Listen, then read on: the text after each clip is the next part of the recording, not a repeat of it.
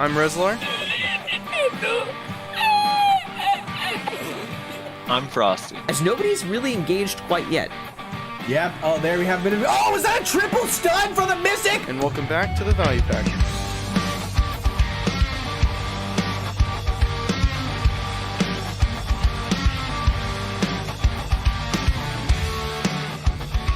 And welcome everybody to another episode of the Value Pack. No guests today. We did have somebody that we were trying to get on, but unfortunately just couldn't work things out. But we will have a guest next week, so look forward to that. We'll probably set up a guest question for them in the Discord. So if you want to join the Discord and then ask this person questions after we announce them in the Discord, feel free to do that.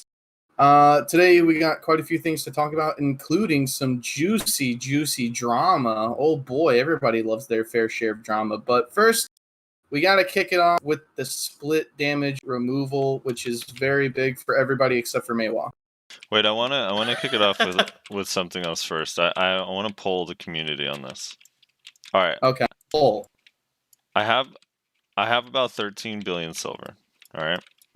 Should I just save up for a pen accessory? This is like literally could take forever. We don't even have to read the comments for 3 weeks because I'll never have enough money to do any of the decisions I want to do.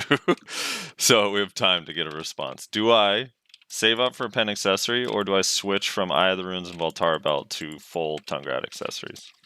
That's the question. It's the dilemma I'm in. And what do you guys think I should do?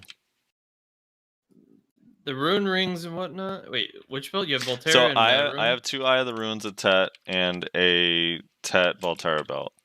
But should I switch that to Tungrad accessories so I can hit a bracket sooner, or should I just save up for a pen accessory? I mean, isn't like Bassi at pen probably the cheapest upgrade you can do as far as pen accessories go? So if I go a pen accessory, most likely I'm gonna go either Voltara Belt or Eye of the Ruins. I'm okay with spending 50 bill if I get a pen. I don't mind like waiting longer to pay more and getting like the accessory I actually want. But the question is, do I even want to do that, or should I just go Tungrad accessories? Tungrad accessories are obviously more, accessible in terms of getting your hands on them sooner. Mm-hmm. And they would give you 3 AP more quickly. What AP are you at right now? So I'm 285 with Kudum, and that's what I PvP with as well. So I really just want that 289 bracket. Yeah, if you can get 289 with Kudum, you'd be fucking golden. Right? Honestly, a lot of people are doing the Tungrad rings, like a lot of people. Only those individuals that Hanoi all day pretty much go for the pens. So, the snakes and the black roses out there, There's also this little bit of me that's like, dude, I just want to see a pen accessory in my inventory. It would be cool as fuck. That would be cool. I mean, you would probably end up quitting by the time you got it, but, it'd be cool. Yeah, that's the thing. Fuck. All right. Rez, honestly, what would you do? do? Oh, Rez is gone. He's dead. Rez died. He needed to go Hello? get his ventilator. Can you hear me? Yeah, I can hear you now. Okay. I would probably do Tungrads, but I don't know. You're at such like a hard point. Here's my other fear with the tongue. So one, I kind of don't want to lose the HP because I lose 300 HP if I switch. But the other thing is, there's part of me that doesn't want to get the Tungrad ring, and then it's like right after I have to get a pen accessory next anyway. And then after that accessory, the only other upgrade is replacing the Tungrad accessories, with but pen there'll be versions. the resale value could help you get there. Yeah, That's and true. also the fact is like you're gonna have a really long time between getting those Tungrads and then getting the next thing. It's not like it's gonna be all right. I got all my Tungrads. Now time to instantly swap them. To actually add on to what Rezlar said, which is a very true point, because I'm doing a very similar thing with my armor right now. So I just got my pen levers, and it's gonna be a while before I get my next upgrade. So what I did is I obviously sold my Tet Ergens because I'm switching to evasion. Test it out. So I sold my Tet Ergens and I bought Tep Muskins, even though technically you want to wait till pen, and then C3'd it just because it's really cheap and it's efficient for the DP until I get, that as a pen item. So in that respect, I would say Tungrads, because that's my plan too. I plan on, after my armor's done, getting Tungrad rings and belt, just because it'll help me reach the AP I want to be at with Kudamon for PvP eventually. And that's what it's really all about eventually. And you want to just go like as much defensive stats as you can for large scale purposes while having as much power as possible. Tungrad rings, obviously, it's a little depressing to spend like 11 bill to 15 bill, depending on ring or belt, to get one AP gain. But between the three of them, it's a lot cheaper than getting a pen.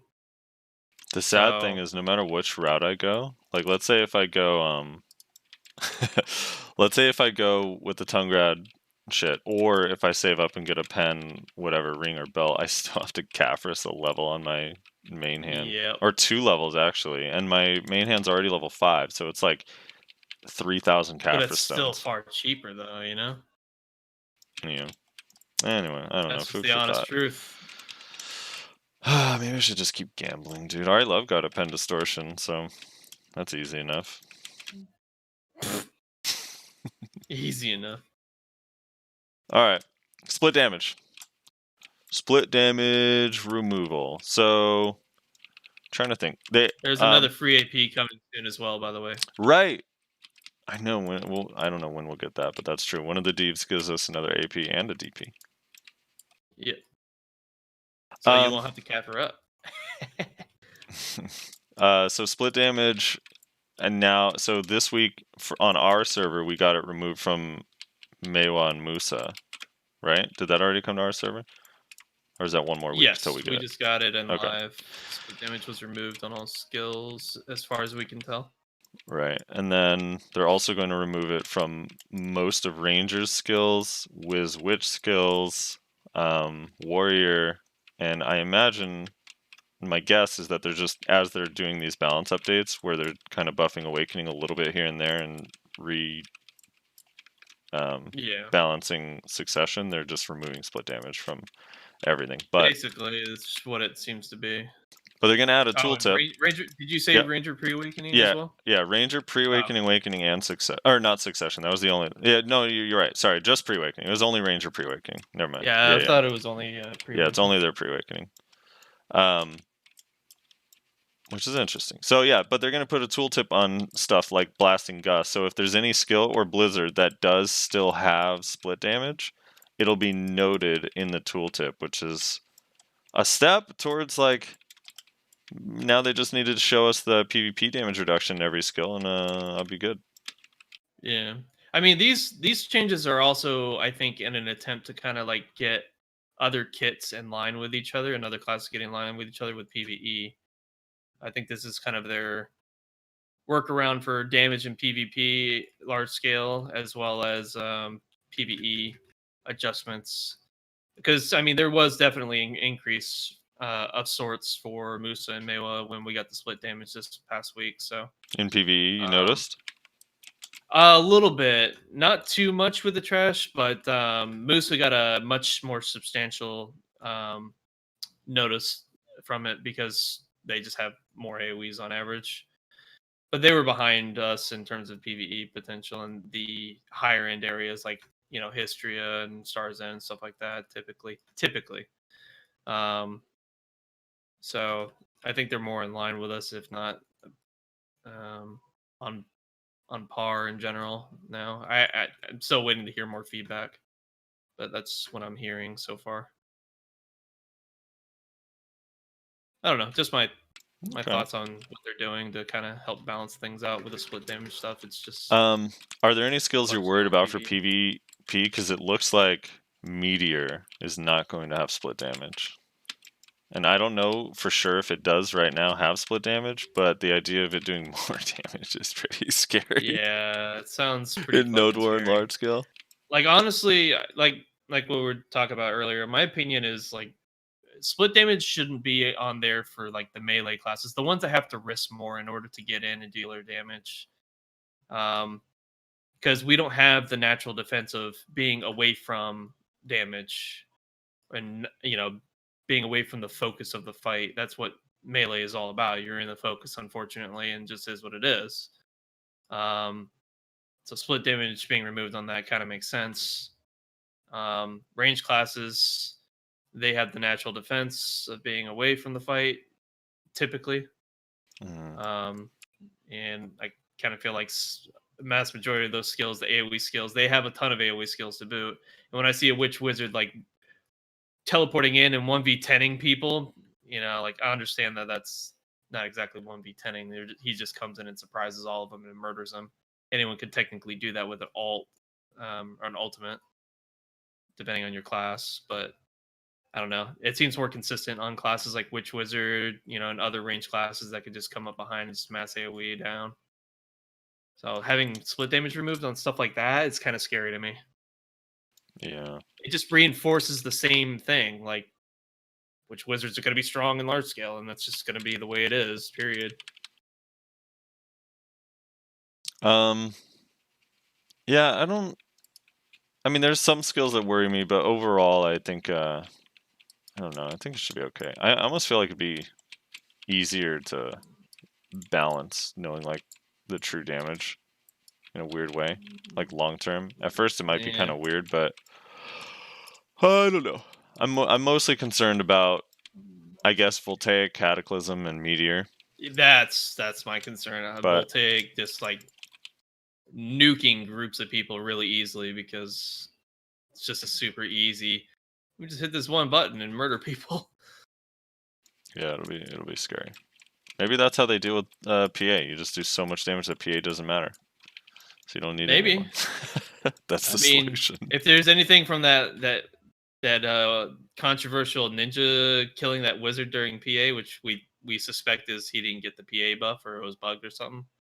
Maybe it was the fact that that's what it is. They're just beefing up damage across the board where PA is essentially irrelevant. Yeah. Or at least it helps mitigate rather than necessarily being a complete, you don't deal any damage to this person. All right. Rez, split damage thoughts?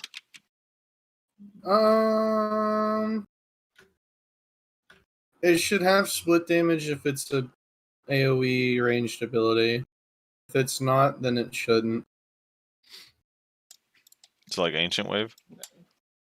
No, like Q buff. Like Frosty's Q buff. so toxic.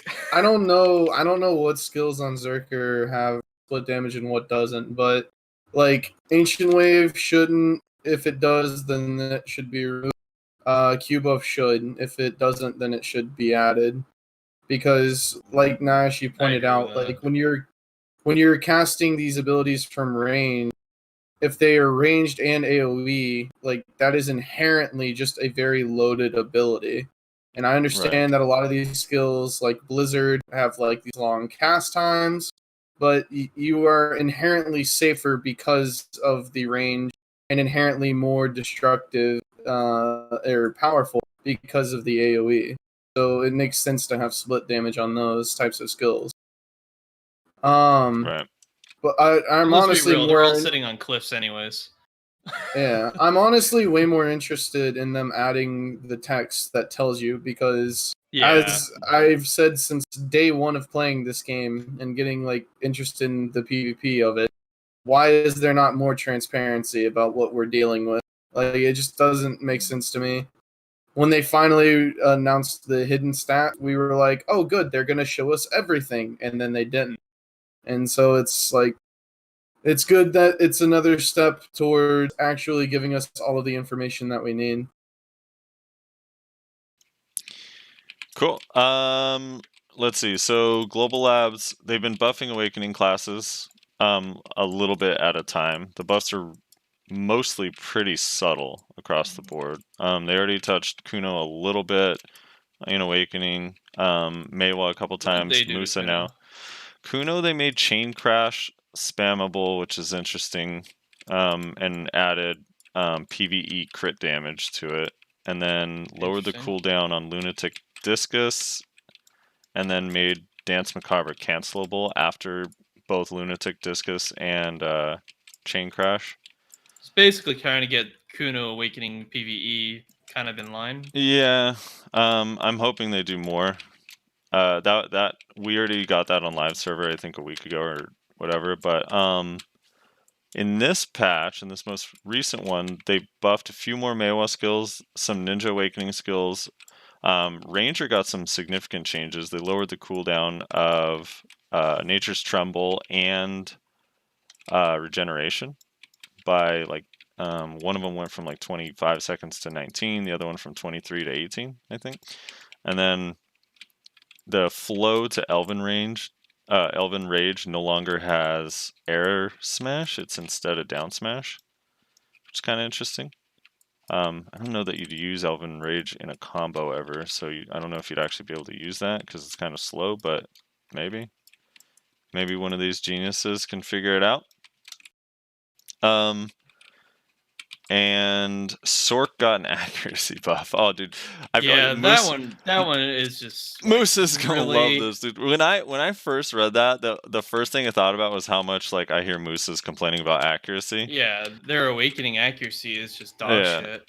And they actually they put a significant amount. I believe Violation is going to be 15%, and Turnback Slash is going to be 10% accuracy. Oh my god. And right now, I think Violation doesn't have any accuracy, and Turnback Slash is like 5% at max level. So it's like that's kind of a lot. It's a significant amount. I wonder if they're buffing these skills with accuracy and whatnot to kind of get them in line for the new Odalita grind zones. That's partly what I'm thinking too. I actually do think part of it is for PvE, because with Violation, it's not really, people don't really use it for damage anymore after it got changed a while back. But yeah, but maybe this might be an attempt to kind of make it viable again. Yeah. After it got changed, you mean after they made it not do like 5 times the damage it was supposed to do? Yeah, exactly. Which is what it was doing for 3 years, so we were used to it, you know. All right. Why can't my class have a bug like that? Hello. Mine actually did. It was Crimson Gust, where when they first introduced Rebams, Crimson Gust was one-shotting, and then they came back later, nerfed it, and said that.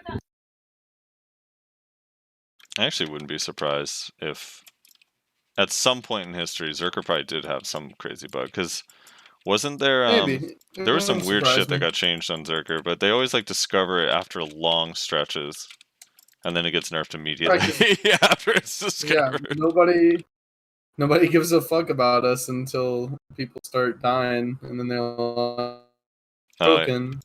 Oh, you're lagging out a little bit. So Nayashe, I think, got stolen away by someone in his place, and Rezlar is Cyloning like a robot. No, I'm not. The fuck? Oh, you just did a second ago. Pretty bad. Yeah, that was by choice, alright? I did it to add effects. Dude, it's a pretty good effect, dude. Thanks. Yeah. I've been really working on my vocals. Yeah, it was very analogous of the Zerker getting nerfed, dude. Basically, as you talk about Zerker, you start fading away into the ether. Let's see. So yeah, some awakening buffs. I don't know. Like right now, it's still just kind of across the board. Awakening does not do the same thing that Succession does specifically for PvE. So, like the ninja buffs are super weird. They buff Vacuum Slash and the flow to execution. They made it. And they buffed Chaos Spree's damage. They made the flow to execution. You can use it after Serpent, like instantly, I guess. So we'll see how that works. But then the buffs are fairly minor on Ninja, and their PvE is really bad. So I'm hoping they still get more as well for their Awakening PvE. Yeah, we'll see. The Chaos Spree one's kind of interesting, but also, I guess Chaos Spree is cancelable now in Awakening, which it currently is in Succession. There's like 2 different points where you can cancel Chaos Spree in the beginning and kind of near the end. And the Awakening one, you can't at all. So now you will be able to. I don't know if it's at the same 2 points or if it's at any point, but that's kind of nice. And then, what else we got? Warrior got some changes.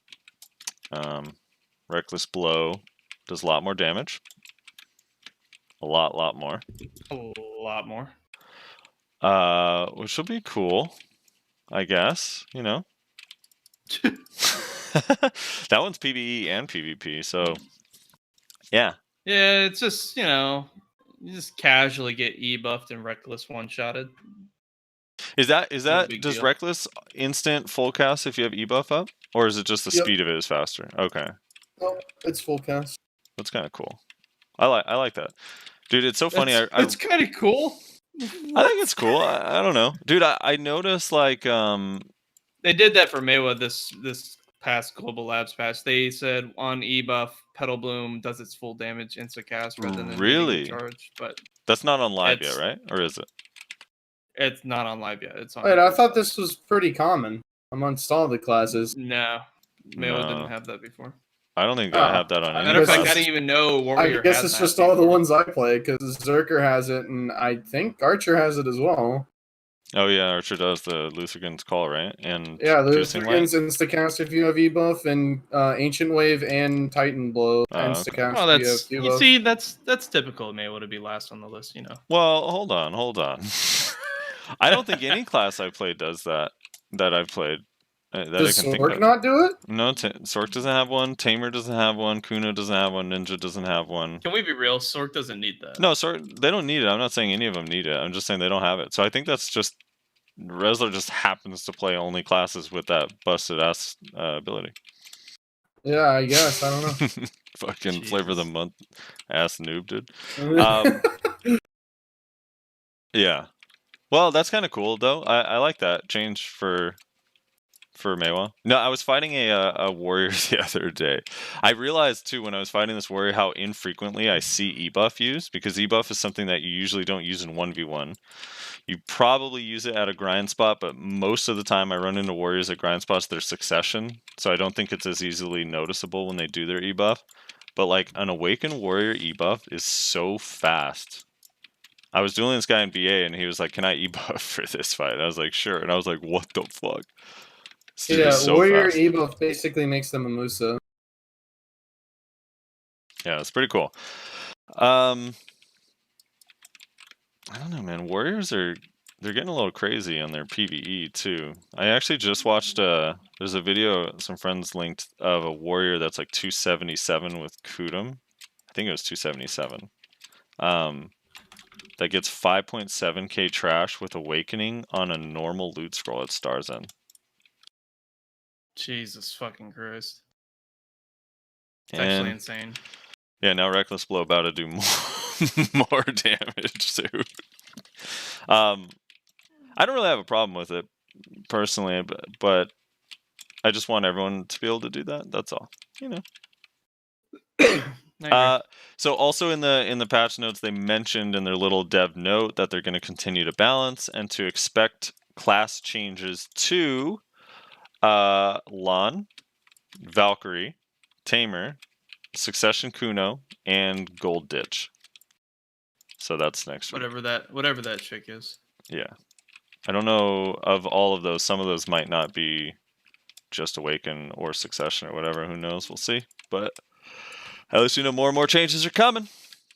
Keep them coming. That's the thing that I missed about. That's why I like that they're making these changes, even if they're subtle, but they're frequent. Because like when I first started playing BDO, they made balance changes so often that the meta actually did change. Like Yeah. kind of often. It would change like every other patch. Like a new class would be like the new front runner for something. Yeah, Like so Valk came out of nowhere and was like top tier.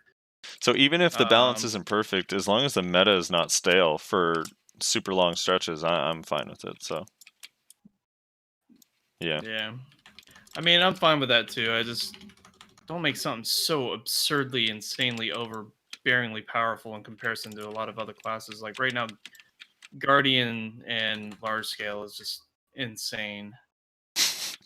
So Like I know it's 1v1 isn't amazing versus grab classes, but that large scale is just outrageous. yeah, it's really strong. All right, so when we talked about this a while back, Rezlar, like way early on in the value pack, I think, where it was like, what classes kind of had like the longest stretch of dominance, right? Do you remember this? Mm, Do you? I yeah. think now it's safe to say. I mean, maybe I'm crazy, and I know Ninja is really strong and really good, and this is gonna kill some people to hear me say this. But I actually think Ninja's in a really balanced spot right now. No, I agree. I think Ninja's far more balanced than what it was recently. What are your guys' thoughts? I don't know how long Ninja's been kind of in like the top tier bracket. I don't really remember when that kind of started transpiring to be. But Like, I don't run into a it ninja was- anymore and it was think, the fuck. longest. No matter what class I play, it's like, I mean, obviously there are still matchups. I think if you're a Zerker, you're probably boned. If you're a Guardian, you're probably pretty screwed against a ninja. Although you could kind of make it work against a ninja if you're really good. Cupcake's like, please nerf Lon so it can be a special snowflake again. Yeah, dude. What are your guys' thoughts on Lon? Because I hear so many people complain about Lon Succession, and I personally still don't have a problem with it yet. Are you a grab class? No, I mean, even when I'm not, I mean, Sork's not a grab class. I think if you're a Sork, I don't know why you're complaining about Lon. Well, yeah, or- Sork shouldn't. Or like, I don't know. So is the Musa Mewa matchup? I mean, I know from a Mewa's perspective, every matchup is a bad matchup, but is that one No, that's particularly not true. bad? Well, the problem with Lons is the openings are really limited. I mean, they really don't have to overextend themselves at all. I think it's Blade Dance. It's like absurd amounts of damage. Like I know the argument is, oh, we'll just move away from it. You're a mobile class, but it's like you can't sometimes if you actually want to fight. So, I don't know. It's Yeah. it's weird. The What class if- just does too much damage, and with that ability, specifically with that ability, I think Just the RMB Cupcake skill? can probably give a little bit more insight into it, but Lawn Suck isn't a big deal as long as you don't get hit by Sulpuri or stand-in Nether. Blade Dance is super overtuned damage. It needs to be faster with less damage. Yeah, I think that would be a fair change. Yeah. So yeah, there you go. There's 3 skills then. 3 skills that are primarily the problem child for how much damage they deal. Sulpuri is a weird one too, because I feel like Sulpuri's damage is too high. Like specifically in PvP, after they sped it up, which I like the speed up because it feels really nice, but its damage is like kind of insane for how fast. I mean, it's basically a better version of Ninja's old blade spin that had float, which is insane because Yeah. that skill was nuts back then. So yeah, that skill Yeah. for sure. The damage in PvP could be reduced. I do think it should still be really fast because I think that part of it is cool, but yeah, it does way too much damage. And then I don't have any issue with blooming, honestly, because you can just walk out of it. It's not a CC. It's kind of a long animation, and you have to. If it's just like on your face, like if you get knocked down or it's hitting your back the whole time, it hits really hard. But other than that, it's not so bad. And then yeah, I guess Blade Dance does a lot of damage, but it is like kind of slow, and the beginning part's not protected, so. I don't know. Yeah, it's just that's not like a bad. It's not a bad idea. Maybe like speed up the start of it, but reduce the damage a lot in PvP. Yeah. The irony is that skill got buffed in PvP randomly, like a couple patches ago when they gave it crit for no reason. Yeah, what Cupcake is basically saying is right now Sucklon only has 1 engage in the form of Sulpuri. That is not true. What?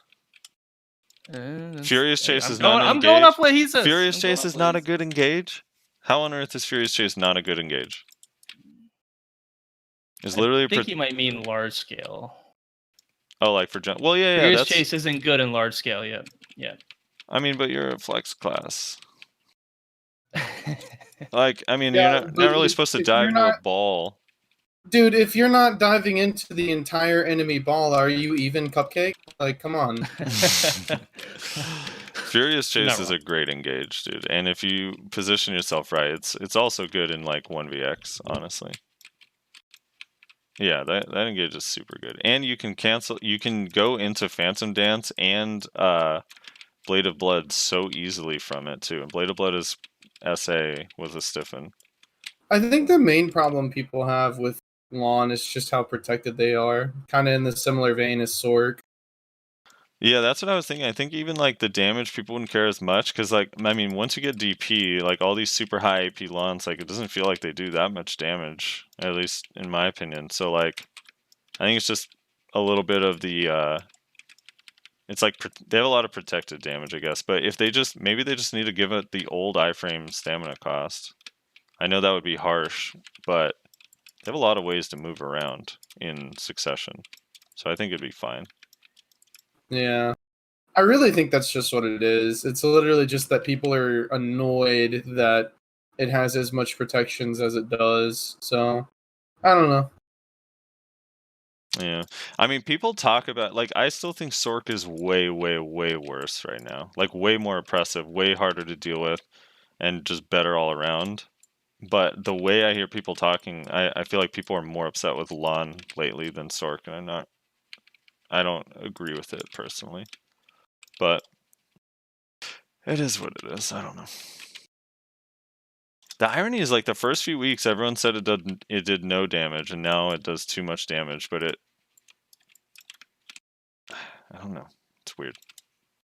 Yeah, but people's like, I don't know. You gotta remember that like people who were playing it also were like learning how to play it. It's just how it is. True. True. Yeah, that was just an aside. So yeah, the age of Ninja. How do you feel about Ninja Balance, for us? You feel like it's over? It's good. Yeah, I feel like it's pretty decent right now. I mean, again, I'm biased because, like you said, if like as a Zerker, I'm still just kind of like fucked. Because that's just like straight up a hard counter against me. So I'm biased, but they definitely don't seem as like oppressive as they have been in the past. But I mean, the thing is like you say it's the age of Ninja, but it's really not, and it hasn't been for a while, right? Like Sork kind of overtook Ninja, and they were kind of like the king and queen, and now they've taken down the queen being the Ninja, but the king. Wait, how does that work? How's the Sork the king and the Ninja's the queen? Because it's 2020, dude. Oh, okay. You can be a male queen and a female king, dude. You're what right. the fuck? You're right. I thought you lived in California. My bad. I haven't been outside. I haven't gotten to hear the propaganda in a while because I'm stuck inside. You haven't gotten your daily dose of wokeness in a while, so It's been a minute. You've lost levels.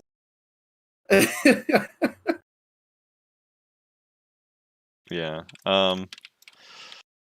All right. Yeah. Sork has gotten buffed like 3 weeks in a row. So, yeah, it is what it is. Yeah, standard Sork things, I guess. I'm gonna have to roll back soon, dude. You know, I only play Flavor of the Month classes. Yeah, right, dude. Dude, a lot of people hate. Dude, what are your? I know, Nayashe, we got into it in Discord, like outside of Value Pack, but I just want to start first with Rezlar, and then Nayashe, you make your case. What are your thoughts on Kuno Succession currently? I think Nayashe is not here at the moment, but thoughts on Kuno, you said? Yeah, Kuno Succession. I don't know. Seems kind of similar to Ninja, but not as oppressive. I know a lot of people have issues with it. Again, like it's hard for me to talk about these things because I am very biased because of the class I play. So I get hard countered against like some of the most popular classes in the game, like Sork and Ninja. So it's kind of hard for me to be like objective about it. But yeah, I don't know. It's a hard matchup for me, but it doesn't seem impossible. It seems like it's fairly well balanced, but I don't know that much about the class anyway, so I can't really speak too much about the balance of it. Right. Cupcake says that he thinks Sork is considered bottom tier in KR, which is why they keep getting buffed. Yeah, I wonder why. Considering if anyone watches the Show Me the Control PvP series in KR, it's literally only Sorks. I do think there is something to say. I think it was Nayashe that brought this up. Somebody brought this up on the podcast. I don't remember who. But the fact that there's not as much of an issue with like desync and lag in KR as there is in like NA and EU. And I think that maybe that allows like it allows people to catch Sork a lot easier. Maybe, I don't know. Maybe. Yeah, I don't know. So Kuno has like it's really fast. It can gap close really, really easily. Its cooldowns are a little bit long, but it's like when its cooldowns are up, it's in a short burst. It can catch like anything, right? And then its damage is really high in a combo. Doesn't have a lot of protected damage, but it doesn't really need it because of the way it can kind of. It's like the truest sense of the word assassin. I feel like the way Kuno works, where like you go in from far away, you dive in, catch someone, CC them, kill them like super fast, and get out before someone else could react. I like that style personally. I think it's cool. A lot of people seem more and more to have a problem with it, particularly now that Succession Sork got nerfed on its damage and Succession Ninja got brought down a little bit. It seems like people are now have set their sights on Kuno, so I have a feeling it's going to get nerfed soon. But deep down, I hope not. I mean, if I had to nerf Kuno, the only thing I would do is probably change the distance that dance can go when it's locked on. I don't think it should be able to go as far as it does, but outside of that, I personally would leave the rest the same. And I know like someone brought up, like, dude, you were saying Shadow Explosion should have super armor. It's like, yeah, I did, and new information came where Ninja got changed, Sork got changed, so like the standard changed, right? So like if that's what classes were going to be, then I did think that Shadow Explosion needed SA, but since they nerfed everything down a little bit since then, I think it's fine without it. What I missed? Yeah. So I was talking about Kuno in your because I'm hearing more and more complaints about Kuno. So in your opinion, now that like Ninja kind of got nerfed a bit, so people aren't as upset with Ninjas, and Sork's PvP damage got nerfed a little bit in Succession, people aren't as upset with Sork. So what are your thoughts on Kuno balance? Well, I mean, me and you had this discussion before, Right. But basically, my opinion, I don't care about the damage Kuno does. I think the damage is fine. I think it's fair for what it does. My biggest problem is its ability to just like instantaneously engage, and I know it has some cooldown issues. So I know some Kunos will probably be like screaming, "Well, we got cooldowns, blah blah blah," and whatnot. But it's like the distance that's being covered. It's the same thing that Ninja was prior to the nerfs. Like that's what my issue is with it. Like I, as a mobile class, I back up from an engagement that failed, or just wasn't favorable, and I use my positioning in order to reset the fight essentially. But when a Kuno can literally just chase me down, and this was the argument back when Ninja actually had the pre nerf alert stance situation thing going on. It was insane. The amount of pressure that you can put on a mobile class is just pretty high, and with the current state of the mobility kit for Succession Kuno specifically. So what would you change? I'm not looking to specifically. I'm not looking to kill the class, but right, reducing the distance some would help, and I think that would be fair. Because, like I said, I don't care about the damage. I think the damage is fine. I'm not being one shot in lethal spin, so. But I mean, the Succession Kuno kit does do a lot of damage, but I'm willing to live with that. I think their ability to close the gap as far as they can. It's not about the ability to close the gap. I think that's fine. They should have the ability to close the gap. It's just as far as they can. It's just kind of insane. Right. It's almost like they can double Witch Wizard teleport on you. So is it mostly the Dance Macabre for you? Honestly, that like engage? When me and you and Sammy were and the group was discussing it, I'm not as familiar with the kit, so it's really hard for me to pinpoint what the real problem is because I'm just not familiar with it. Right. So I mean, yeah. So Dance Macabre has this. What was it? Dance Macabre Sammy has this. Well, he was saying ankle cutter, but Yeah, but you were disagreeing with I that hard disagree with hardcore. Ankle Cutter because Ankle Cutter has a long cooldown. It's unprotected for the entire animation, and like it does go pretty far pretty quickly because it's really fast. But it's like it's not that. I mean, it's similar distance to Ninja Yeah. Step. It's just like when you couple it with like Ghost Step or whatever, it seems like crazy far. But I think Yeah. one of the issues is Dance Macabre because once you're moving, you're invincible, and then on the land, it's so it's an iframe while moving and super armor on the landing. And the distance it goes, it has a lock-on mechanic where like if you have someone in your crosshair, even if they're really far away, it'll extend the range and almost do like a second jump. It'll like decide halfway through the movement that it's going to go all the way to that target.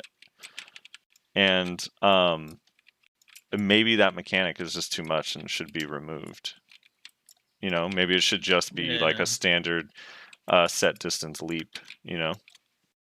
Yeah, I mean, or lower, like or something that dramatically you lower the can. lock-on range. Yeah, if that's how it is, then maybe that's what needs to be looked at. Because I don't know. It's like I said, it's hard for me to really give you an explanation as to what I feel is the problem. Right. Just because of my lack of understanding of the kit, and maybe honestly, that's like what me and you have discussed before when we fought before. When I originally said like, "Oh, this shit's busted," you know, and you were explaining some of the kit, and then I was able to counter like it was mostly back then. It was the tendon cutter. The old bullshit. tendon was nuts, dude. Yeah. It for sure was insane. Like at first I was like, dude, this is great. Like it's fine. And then after I mean, like, it felt good. I'm sure. once I like perfected how it felt and I could just literally instant get behind someone anytime I wanted after a lingering essay was just like, yeah, no, this is probably not fair. Because it has no it had no animation if you did an instant cancel. So it was like block jump, but without the block. Yeah, it was pretty toxic to deal with, especially as a non-grab class. Like, it probably was still toxic for classes that actually had grabs too, but even more toxic for those that really can't defend themselves as well as a grab class could, arguably. Dude, I don't know why I only play Flavor of the Month, man. I'm breaking my own heart, dude. I like playing the least No, you're popular just playing classes. what you like, and then it just happens to be I like to be God tier, dude. That's the problem. Yeah. Yeah, I don't know. All right. Or make part of or make the float part of it unprotected. That way, it's punishable aside from the grab. Which part are you talking about? Yeah, the float thing is kind of weird because I get CC'd out of the float actually a lot, but only if there's a lot of people around. It seems like it's really hard. The window is really small if it's like a 1v1, but in like large scale, like you can't really do the float thing in a group because you get CC'd out of it. So yeah, it's kind of interesting how that part works. All right, this next topic is gonna be heavy, dude. Rezlar, we need you all in for this. You ready? All right, I'm ready. I think I'm lagging, but I'm ready. All right, so I forget the name of it. Asfratu? Is that the name of the map piece? Afuaru, Afuara, I think. Capybara, like the that. Capybara map piece. Capybara. I think it's Afuaru. I'm pretty sure. It's like AFUARU, I think. All right, AFUARU. That map piece, which if you are a returning or new player, you can get it for getting to a certain level. Do you have to level a new character? No, I can't even remember. If you already have if you're a returning player, do you have to level a new character? Good question. Whatever. So you basically level up to 49, I think, on a shy. Maybe I don't remember now off the top of my head. I've been arguing with people about it for like a week, but basically you level up an alt, you get power leveled fairly easily. And then when you get to a certain level, you get this map piece as a reward. So you can run those guild golden chests, which are really cool. Really cool golden chests. We've had events where we got them for doing guild quests and stuff. It has a lot of cool drops in it. Sharps, hards, memory fragments, cron stones, fail stacks, boss pieces, accessories like Bassy Bell, Ogre Ring, Crescent Ring, stuff like that. So what guilds have been doing is setting players on vacation, bringing in a bunch of alts to get the map pieces, stocking up on the map pieces, and then mass running them with their entire guild. So like running 100 or 200 chests in a row, and basically instantly giving everyone that participates anywhere from 1 bill to like 5 bill. I've seen some people claiming that they made up to 6 billion silver in one like chest run. So I guess I don't know like how do we is this a problem and should it be fixed? Nayashe, go. Yes, it should be fixed. Like, really? It's obviously not. The fact that individuals are trying to justify it is just silly. There's no justification for this kind of mechanic to be abused like this. Yeah, I mean, I think the first thing that needs to be done is it just needs to be removed from the game currently. Like that's just step one. Just like stop allowing any it. more of it being abused, and then fix it and introduce it later. Yeah, and then or make it a standalone. Like. And then do you think That's what we tend to do? Do you guys think there should be punishment if someone like abused it like really really hard, or guilds or players or that sort of thing? Honestly, I think at the minimum like a week or 2 of suspension. That's my opinion on it. Like you made a significant amount of silver with doing little to no effort in comparison. It's insane. It's actually insane. Mm-hmm. Like what you said, how much? What's the average? Usually people pulling like a bill or two. At least a bill, yeah, at least a bill. In like an hour, right? But if you have over 100 chests, yeah, it's usually even more than that. More than a bill worth of shit that you can get. Like I think 150 chests is like around any guild members that participate. Yeah, it's so everyone. Like, from a guild's point of view, that's a lot of potential gains. Like I know 1 or 2 billion isn't a lot, but that shit adds up guild wide. Right. Rezlar? Yeah, probably should. I don't know. I have issues with it being exploited, obviously, but my concern is how do we dish out the punishments? I do think it is probably possible to figure out the bad actors from the people that weren't doing any exploits, but you have to be very careful with these kinds of things. But as long as we can identify the bad actors, the people that were exploiting them, you should probably remove the amount of silver that all of the items were worth from their inventory. If you make them go negative, then make them go negative. They should have to pay for the exploits that they got, and they shouldn't be able to keep that silver that they get for abusing something that was not designed to be used for them. It's supposed to be to help new players like get good gear and get like good items and get into guilds. Like part of it was that you'd want to attract like, oh, they got these map pieces, like we'll invite you, sure. I think that was another part of the incentive. Yeah, so that's the first part. You got to take the silver out, and if that makes them go negative, then make them go negative. And then the second part is I think that they should all get suspended for at least like 2 weeks, honestly. Because on one hand, you need to make the players pay, and that's what the negative silver is going to do. But really, that's not going to affect the guild that much. What is going to affect the guild, because these are siege guilds that are doing this, is making them lose over half of their players for 2 weeks. Well, it's not exclusively siege guilds, but yeah, it's a lot of siege guilds. It's not, but those are the worst offenders. Right. So my biggest... At least those are the ones you really hear about. Yeah, those are the ones you hear about the most. And those are also the ones that are out there trying to claim that it's not an exploit. Yeah.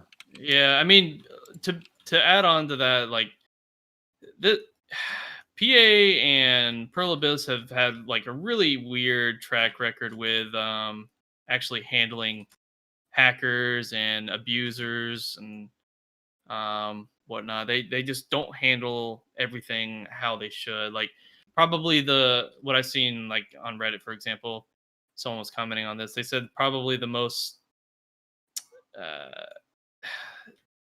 realistic scenario that, or not realistic, most like consistent with their TOS that they've been was when the whole digging thing was a issue. Right. People were Right. abusing that. And that's pretty much been it. Ever since then, they've been like super lax on how to deal with stuff like this. So my biggest issue with it, because I actually don't even as much have a problem with how much silver they gain so quickly, but it's if you look at the items that come into the marketplace, how it fucks the market for everybody, because such a mass amount of these items come in.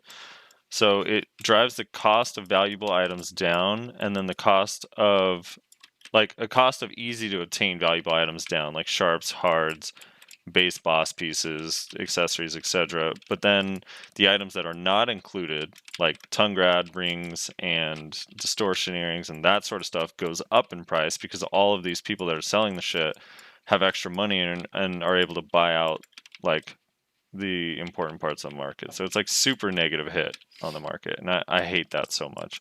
The punishment thing with I don't know, like I don't even think a suspension personally would matter, or a ban, or any of that stuff. I just think removing the items from the game and any silver obtained from selling them get removed, so it puts them like at negative, and then any silver that someone spent to buy these items on the marketplace, just refund that.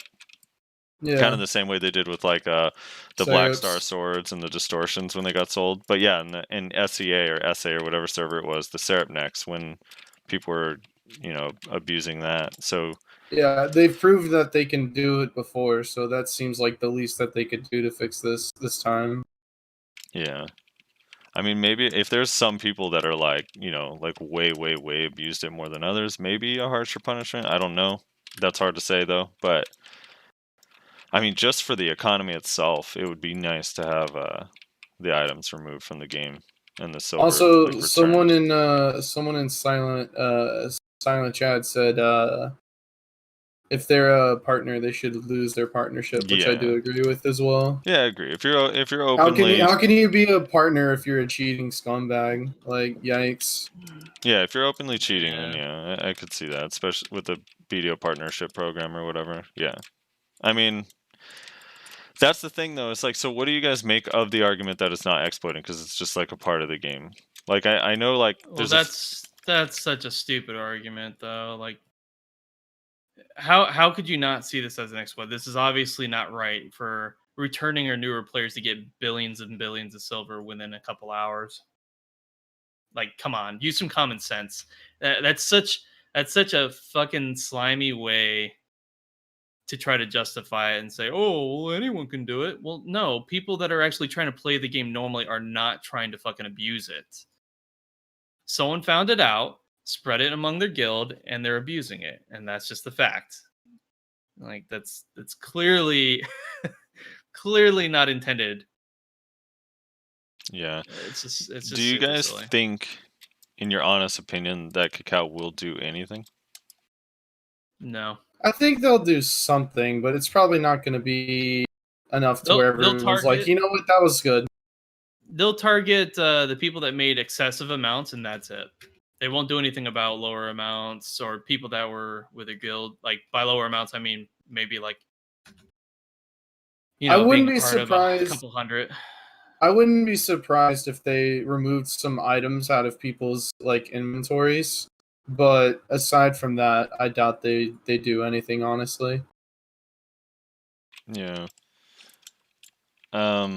It's hold on. But as far as whether it's argument. an exploit or not, as well, like this goes back to the old thing back in the day. So some people may not know this because this was like actually at launch. But there was a thing where if you went down into abandoned monastery and killed the elites, they had a 100% chance of dropping a Mark of Shadow, which was worth a lot of money back in the day. Because again, this is at launch. Yeah. And there was a lot of arguments over whether this was an exploit or not, because there were people that would literally only hunt the elites. ultimately what was decided is that it wasn't an exploit because even though it was not supposed to be 100% drop rate, the players weren't necessarily doing anything outside of the norm of just grinding something that made them a lot of money. Well, that's Right, so different. I think that's the argument. Yeah, but here's where it's different with this scenario is that this isn't just like Cacao like made a mistake and accidentally put an extra 0 in a file somewhere. And now people that are just going about their normal everyday business are suddenly making more money.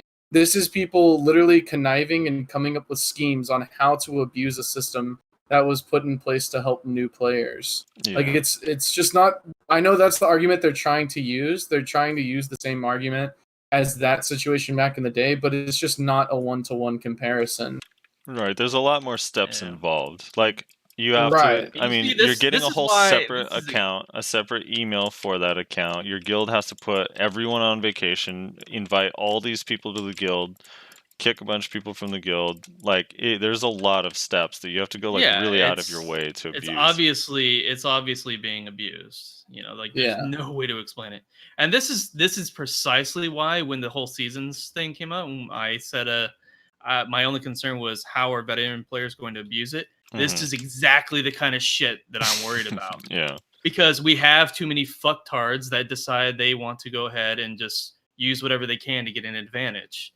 Yeah, it's literally like what I said earlier, where it's like, it's the old saying or whatever you want to call it, where it's like, this is why we can't have nice things.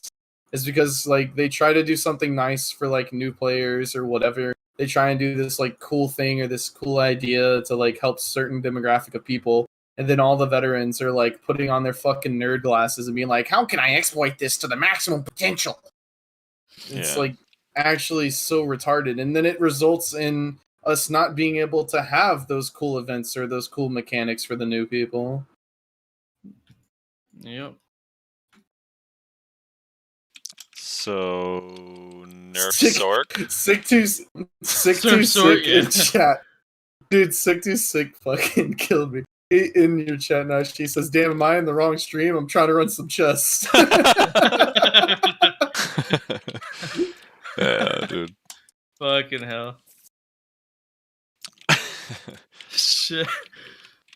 Sick. Always with the jokes. Except he's Dude. probably serious. Yeah, so hopefully, at the very least, they need to remove that shit from the game, like, right the fuck now. Like, they just need to remove the chests from the game. Temporarily put a hold, Yeah. whatever. Figure out a different way to help newer players. I don't know. Yeah, just don't. Oh I my mean, God. it be seems it seems to me hold that on, the hold on. easiest Here's something that Silent Chat's saying. Let's be real, we're all jealous on the exploit since we didn't start from the beginning. That's not the point. No. That's That's not the point. That's not. We're not all jealous. I'm Let's not be real jealous that I here. didn't Let's get be to real. do it. Very few people are really going to make any major gains with a couple billion silver. That's not. It's not really like I'm jealous of them getting more gains than me. Oh my god, they're going to be 400 year score over me. Oh my god, guys, I've been fucking underdog for so long it doesn't even matter anymore. That's not the issue. The issue is all this shit. If you leave a precedent like this, it's going to justify it for another thing. And Dude. another, and another, and it's not going to stop. And then people are just going to constantly exploit, hack, or do whatever they can to get an advantage over other players. And then it's going to be to the point where people are like shitloads more gear score, like outrageous amounts of gear score over other players, or just outright abusing mechanics to keep other players from being able to have them. Your whole instance that there's something like I've that. been used to being an underdog thing reminded me of the old saying, you know, the saying, those who laugh last are Maywas. Yeah, dude, that's my favorite old saying. Yeah. I remember my granddad telling me that whenever I was years old.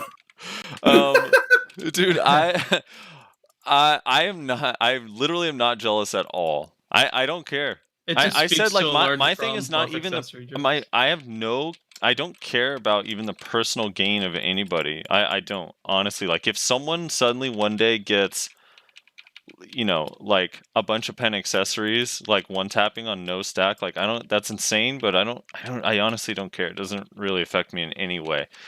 The thing is just the market. The way it affects the market for me bothers me, and the fact that it's not supposed to be happening, that you're like going out of your way to do something that shouldn't be netting you benefits and negatively affecting the market. I don't care that someone gets gains, dude, honestly. To me, that's never really bothered me when someone like it's kind of like the thing. This is a little bit a separate topic, but it's kind of like you notice how like friends will get mad at other friends, like legitimately upset if their friends are like succeeding on enhancements. You notice that? Like that's like, Yeah. oh, this fucking guy, that's dude, just they're fuck this jealous. game. Like he got another dude. You know what? Fuck this, and then they'll go play Final Fantasy 14. All right, so yeah, basically. Are you guys comfortable with No, let's Running not. this- I already No, know what yeah, you're okay. gonna say. Yeah, no, that's fine. I don't want to With bring it all up. I'll do it rolling for to the Maywell? No. No. I won't speak any details. Is So, it fine if I I do do it on think, stream but leave it off the podcast? No, Yeah, I mean, do with your stream what you want. I just don't want to talk about it on the podcast. No, that's fine. I do think like there is a pretty easy fix to this, right? And that's just like make it to where the new accounts have to actually be in the guild for 2 weeks, get off a sprite, and then they can give their scroll pieces or whatever. I mean, that seems like the easiest fix, doesn't it? Even then, you could still do it like, all right, so they wouldn't be doing the chests every 2 days, but they could still do the chests every 2 to 3 weeks, right? So then they'd have a wave of people. Like, it would just affect a different demographic. It might hurt Barcode and Black Rose and Cho and Snake more, but it would wouldn't hurt any guild that wants to node war. Right. But like some of the smaller guilds that only do 30 man or 45, like they can still do it just fine. I think the if you're going to keep the map, if for whatever reason you absolutely want to keep this map piece in the game, then the prerequisite needs to be like a new player that's a sprout, 2 weeks, joins a guild, they're in the guild for at least 2 weeks, and they get a new character from scratch to level 62. Yeah. Like something that's actually challenging and you're rewarded for doing it. Or just give them one single golden chest for themselves, you know? That'll work. Yeah, but I think the whole thing is it's supposed to be like a community event. You know, No, they were trying I know. They're trying to encourage new players to join a guild and like do something with the rest of the guild, so it would be like a community building thing. Which again, like I understand, and like again goes back to like this is why we can't have nice things. Like it's a good idea, I think, to like try and get new players to join a guild and become part of a community. But what about if they just change, instead of giving the map piece, they just give the sick, like really awesome Mudster guild summon scroll, dude. I can't tell if you're being sarcastic. Well, it's a community event. You all do together. You try to get that Mark of Shadows you were talking about earlier. That's really high value. Yeah, right, dude. Yeah. I don't know. I do think that they can do something more like this in the future. But yeah, like this was obviously put this one in the fail category because they didn't see this coming. Yeah. It was a good idea. As with almost everything that Pearl Abyss and Cacao ever do, it was a good idea, but the implementation of it left something to be desired, mainly not being horribly exploitable by people already in the 1%. Yeah. All right, moving on. Exploits are bad. Stop doing them, fuckers. Let's move on to something more positive. The Oasis vendors that are selling tri-boss gear for 1 silver, exquisite cron and simple cron and seafood cron for 1 silver, carrots for 1 silver, compass and parts. energizing cron. They're selling all the crons. And energizing cron. Compass for 1 silver for the desert and water, and traveler's map for 1 silver. Kind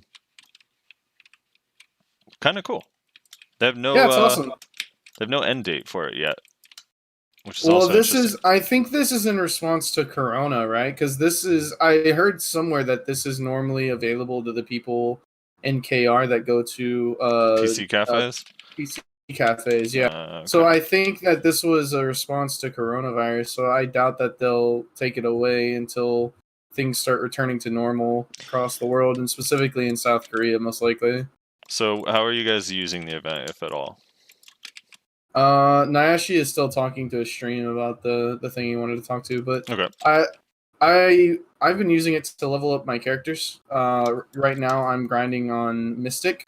Because in case for some reason our listeners don't know, your family fame goes up based on how many like leveled characters you have.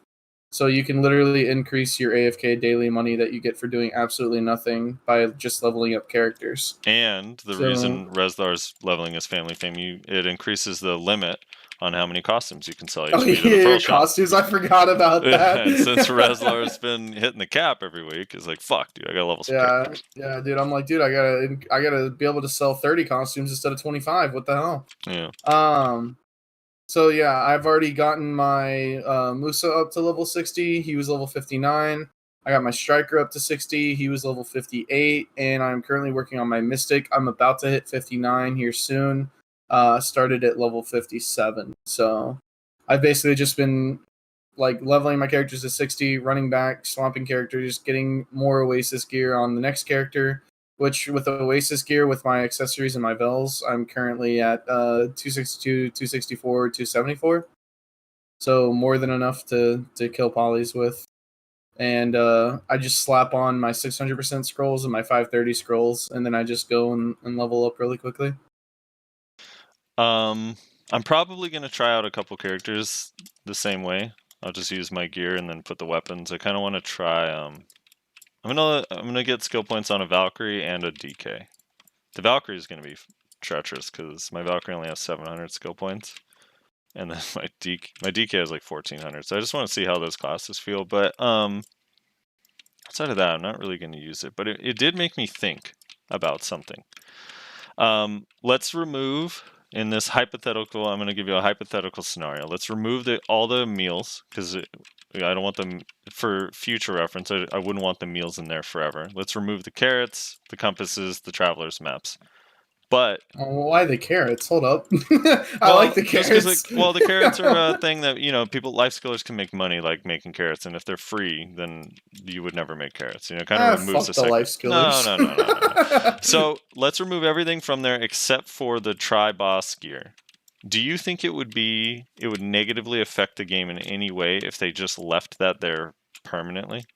Yes. Why? Because you should have to work to get your gear up. Well, but except that you don't, right? Because you get the free boss gear for the anniversary thing. Now, when you start the game, but that's a limited thing. Is it limited? As far as I'm aware, that's just an event, is it not? I don't know. I don't know if you still get it after a certain period of time, but. All right, I'm sorry. I'm back. Yeah, perma-banned him. I changed my mind. Perma-ban him? Perma-ban him. I changed my Perma-ban everyone who exploited. Perma-ban him. Find their IPs, perma-ban them. Make them move. And set their houses on fire. Yeah, right? No, that's actually fucking outrageous. Yeah, it's really bad. It's really bad. I just watched that video. Uh-huh.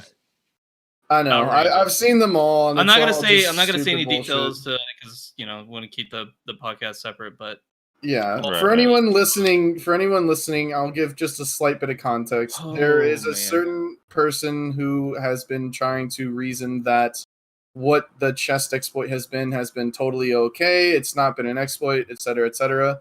This person's kind of been being raked over the coals for the past couple days for all of this. Basically. I just don't want to bring it up because I don't want to start drama with any one particular person. If you have knowledge of the drama, I'm sure you know who it is, but I don't want to go around naming names and trying to start shit with people. It's whatever. So there's actually a lot of other videos too of other people.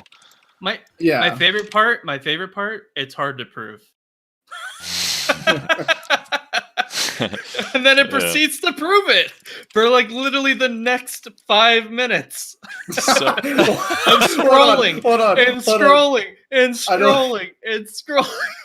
I don't want to say what he said, but look at what Rolvy put in your chat. Dude. Don't read it. You can't say it without a name. God. I don't see it, dude. I need to know.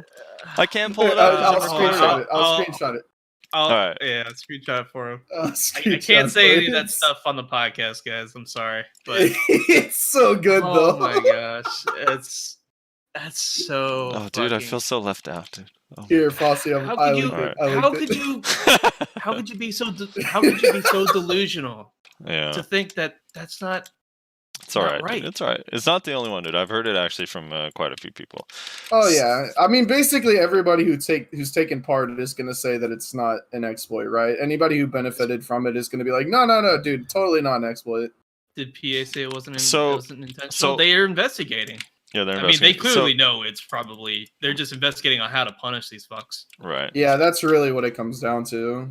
So, Nayashe, we're talking about the Oasis gear, how it's in the 1 silver, whatever, you give basically full try. And I proposed if they left that vendor there, removed everything from it except for the gear, but left it in the game permanently, would that negatively affect the game? And Rezlar, you had started to answer, but you were saying that people should have to work for their gear.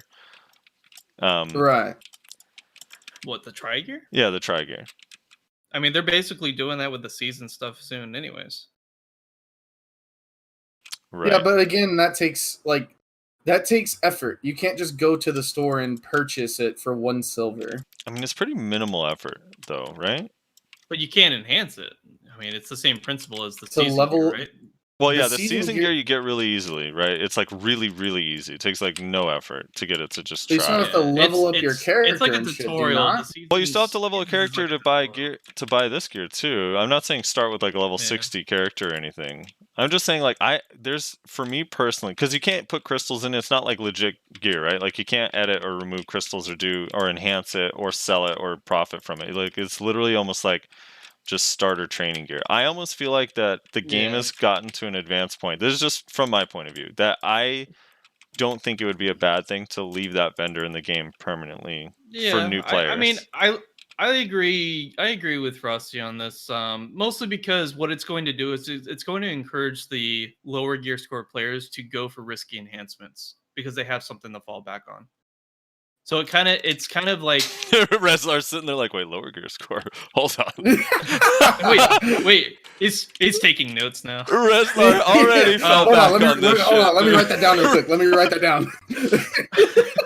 I mean, I look at it like that. Basically, newer players that are getting into the game or when the seasons come out, they're going to be purchasing these items, and the only thing for them to do is either save up their silver and buy a fully enhanced item that they're interested in outright, or enhance for potentially cheaper gains potentially.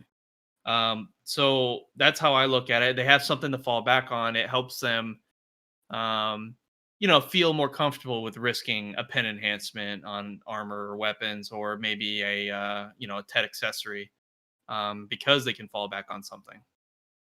So I mean, Plus, like, like when you you're- said, 'cause there's Frosty, no at this point in accessories. time in the game, I Mhm. agree. Yeah, and But it doesn't come with any accessories. Earlier in this game's life, I definitely would not have agreed. But Right. yeah. Now at this point, I think it's not an issue. I was gonna say because it doesn't come with accessories, so they still have to go get like those base quest accessories or whatever.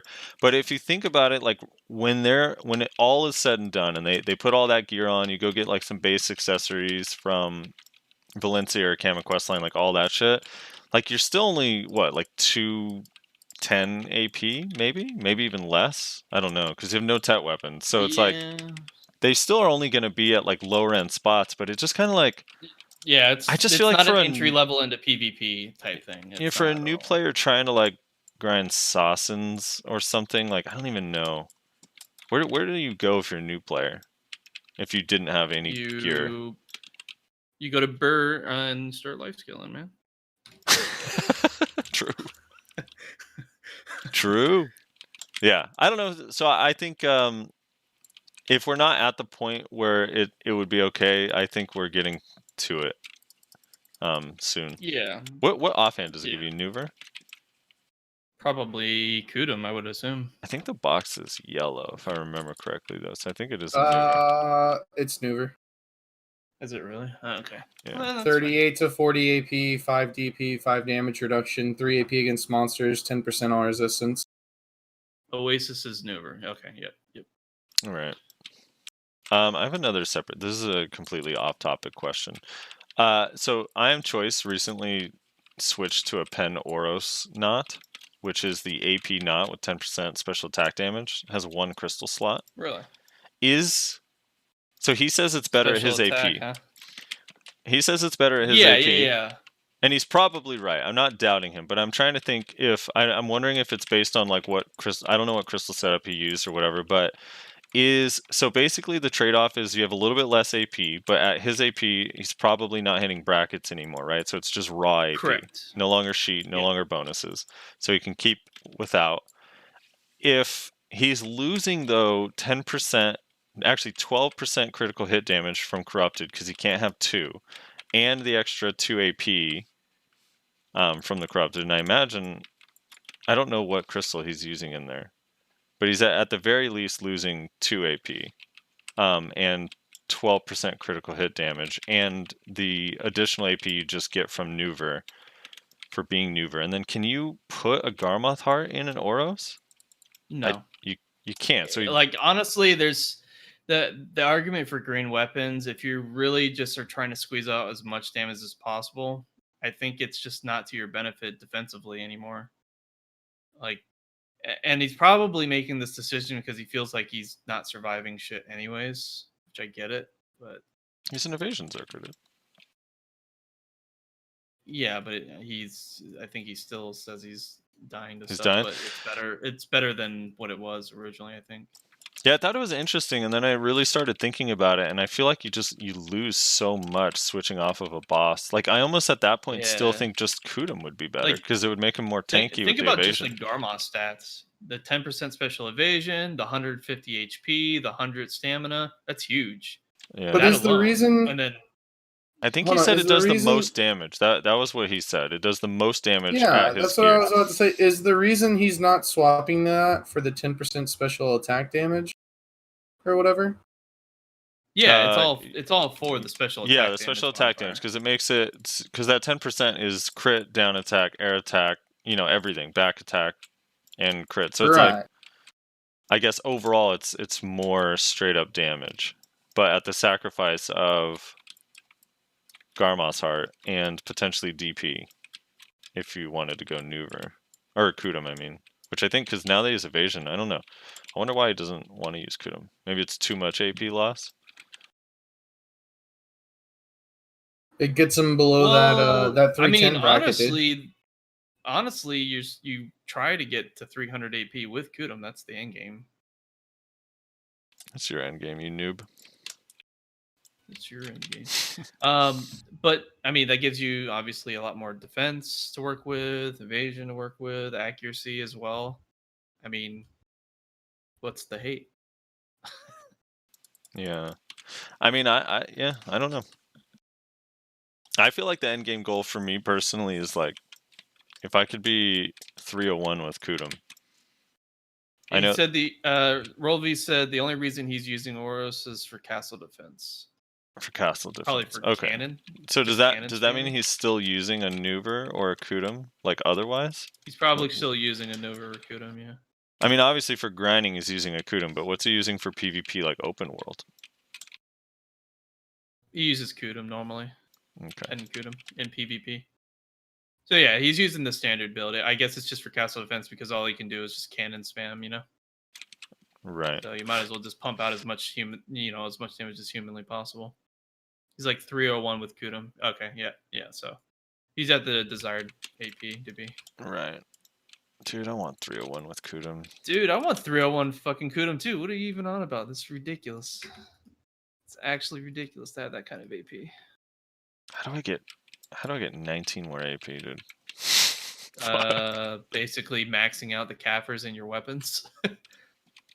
Pen accessories. I think he's basically full pen, right? Yeah, I Like, think he legit full has. Yeah, I think every slot might be pen.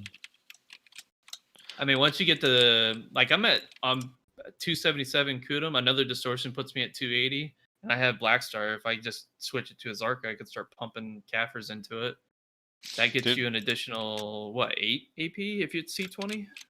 So now that your C20 is 10 AP from scratch, if you go base like a base pen Zarka or Dandy to C20 is 10 AP. Yeah, that's pretty huge. I mean, that right there, and mind you, that's a lot. Yeah, it's like actual 43,000 fucking Kafir truckload of stones or something. Kafirs.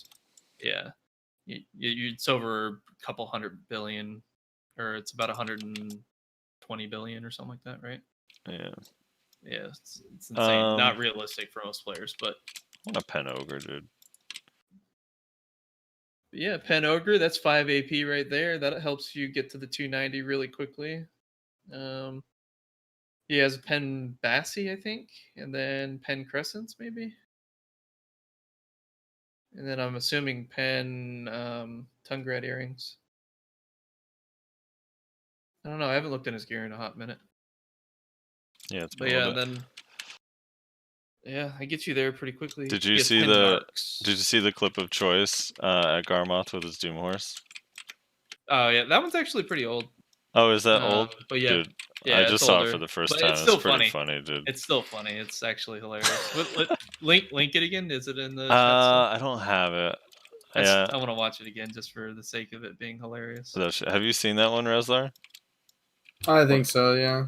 Dude, that shit's so good. He loses dude, 2 Kratuga crystals. Yeah, he just fucking melts his gear.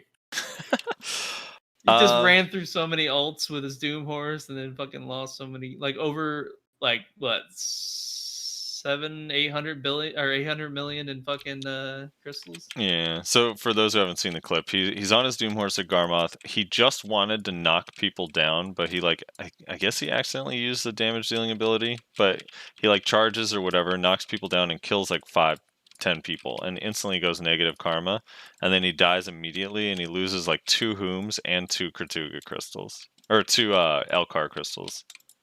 Yeah. It's That hurt to look at. yeah, he instantly lost like 700 I mean, million silver. he gets a nice chuckle out of it because he could just spend the money again, but I'm just like, ugh, that hurts. Yeah, he's like, hey, something to grind for. Woo! Yeah. It's freaking cancer. He's just got to get C20, dude, and he's set. Yeah, basically. There's not much else for him to do. All right. Is there anything else you guys wanted to touch on before we move to comments? Bell is in 12 minutes, by the way. Yeah, my ult's at Bell now, so I don't have to swim my ass over there every time. This is Choice's gear right now. Oh yeah, here you go, Frosty. This will fucking Pen Narcs, man. 300, 381. He still doesn't have the requirements for Ash Forest. Yeah, he's getting there. He's a shitter just like the rest of us. Can't even go to Ash Forest. So he has a Pen Eye and a Pen Tungrat ring and 2 Pen Narcs. Goddamn.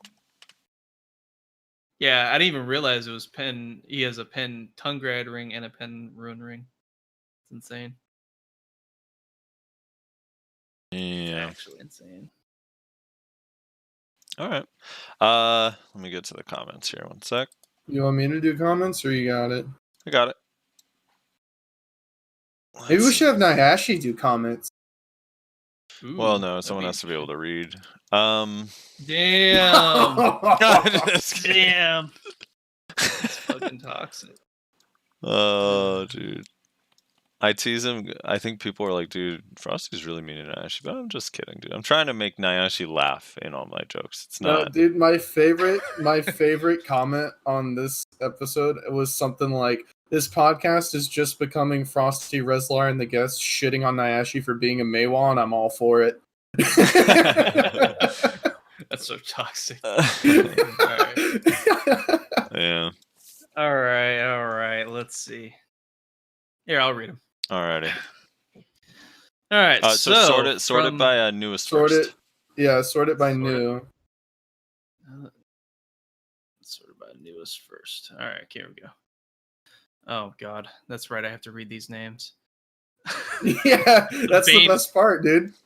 Yumi. We'll just say Yumi for short. He's first. Thank you for jumping on the video so quickly. Wait, no. Why does it say first? He's 3 hours ago. Yeah, this is a liar. wait, what? First and woo. First and woo. Oh God. That's at the very end, dude. At the very end. Oh, is it really? Holy we need shit, someone who could read, dude. Jesus Christ, these names are awful. All right. I Look think it at would be shitting fine. on our I think it would be commenters. fine for Sorks to keep their iframes. I think the right way to nerf Sork is to slightly widen their existing gaps. Like if they use Shadow Explosion, it should have a quarter-second windup or something. There needs to be an increased risk for diving into a group, and I don't think the ability to dive into a group should be taken away necessarily. I agree. I mean, I think a lot of the topics that we brought up was, I think your main thing, Frosty, was making um, one specific ability that was an iframe typically all the time was turn it into a 1 second cooldown, but then using it off cooldown would be a super armor, or not Yeah. necessarily 1 second or a couple second, right? Not to get too into the weeds, and I'm curious if Rolvy's still in your chat. I'm curious what he would think about this. I don't know if Rolvy's still playing Awakening or Suck, but because I was really thinking about this, and I was like, you know, what would be a simple nerf that might actually solve part of the Sork's problem? Because one of the issues with Awakened Sork is it feels like you're fighting them forever. Like I know they have to manage stamina, but they have a lot of ways to recover stamina and get away that Well, makes the they're fight very last good for a long time. defenses. So what Yeah. if you keep Karshin's protection, their RMB block, but remove S block from Awakened Sork? That's it. Like just remove S block. I mean, seems fine to me. I mean, because that would limit so much on how aggressive they could be, because they know they're not able to move backwards while recovering stamina while protected, you know? So they'd have to Yeah. either RMB, use Karshin's spell, or Karshin's Nightmare, or like get some distance before recovering stamina, similar to Succession Sork. Because one of the reasons why I think Succession Sork feels a little bit easier to deal with is that eventually they have to just kind of stand there if they're completely out of Yeah. shit, you know, to some Yeah, 'cause extent. they have literally nothing else. I don't know. It was just a thought. Rolby's doesn't seem to be present, but some of the other Sure. comments have been like, just give it the ghost step treatment or the lawn iframe treatment. Yeah. The lawn iframe seems like just- the best way to do it. Phantom Dance thing. Yeah, whatever the hell it's intended to be. But yeah, I mean, it's yeah. I mean that basically sums it up. I don't really have any other opinions on it beyond that. Onward and upward. All right, so Ryan, DK has been out on console since near the beginning, and I've seen near everyone re-roll off her and ask me why I'm re-rolling. Yeah, That's unfortunate. It's because Succession's not out yet there. Soon your Yeah, time will Yeah, come. right. Hang in there, brother. DK's a little and their Awakening kit, they're a little struggle there. It's definitely what I've heard across the board. Let's see. Red Ghost VFX. I am a 62 Awakened Ninja. I agree a lot that Awakened Ninja needs PvE buffs. It's very demotivating when a less AP suck ninja gets 1k more trash loot at Aukman. P.S. Thanks for making my trees grind less shitty. You are welcome. That's what we're here for. Mm-hmm. Yeah, you have Vacuum Slash. Does a little bit more damage now, dude. You're all set. Yeah, there you go. Problem solved. Fixes everything. Hold on 1 second. Trying to get into a platoon for Vel real quick here.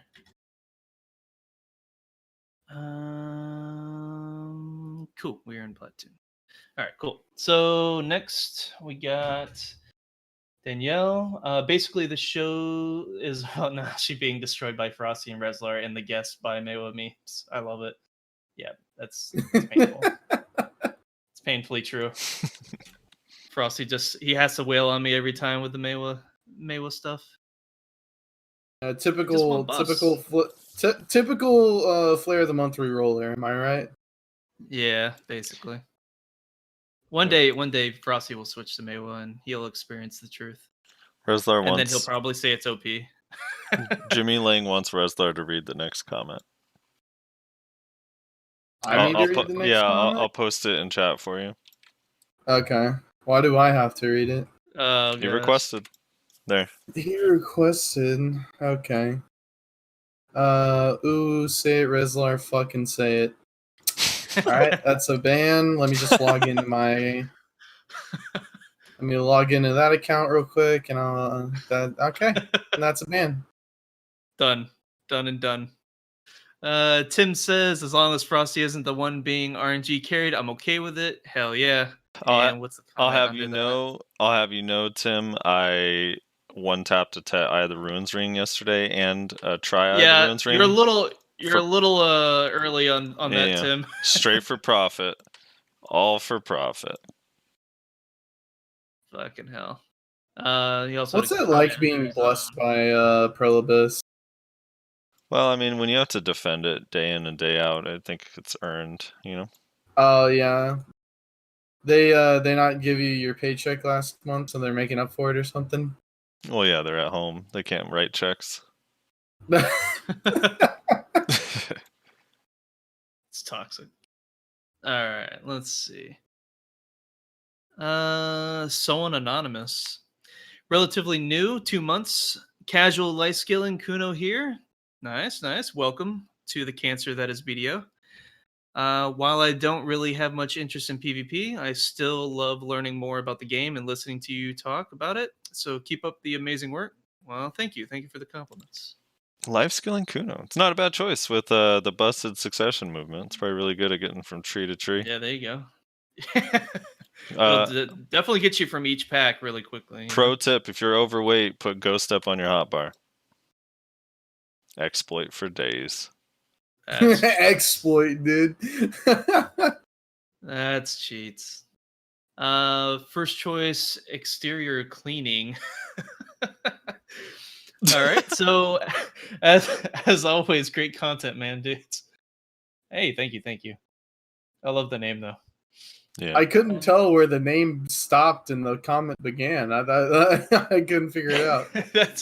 That's why it was pretty funny because I guess it's probably his business name on there, but yeah, it was just interesting reading that.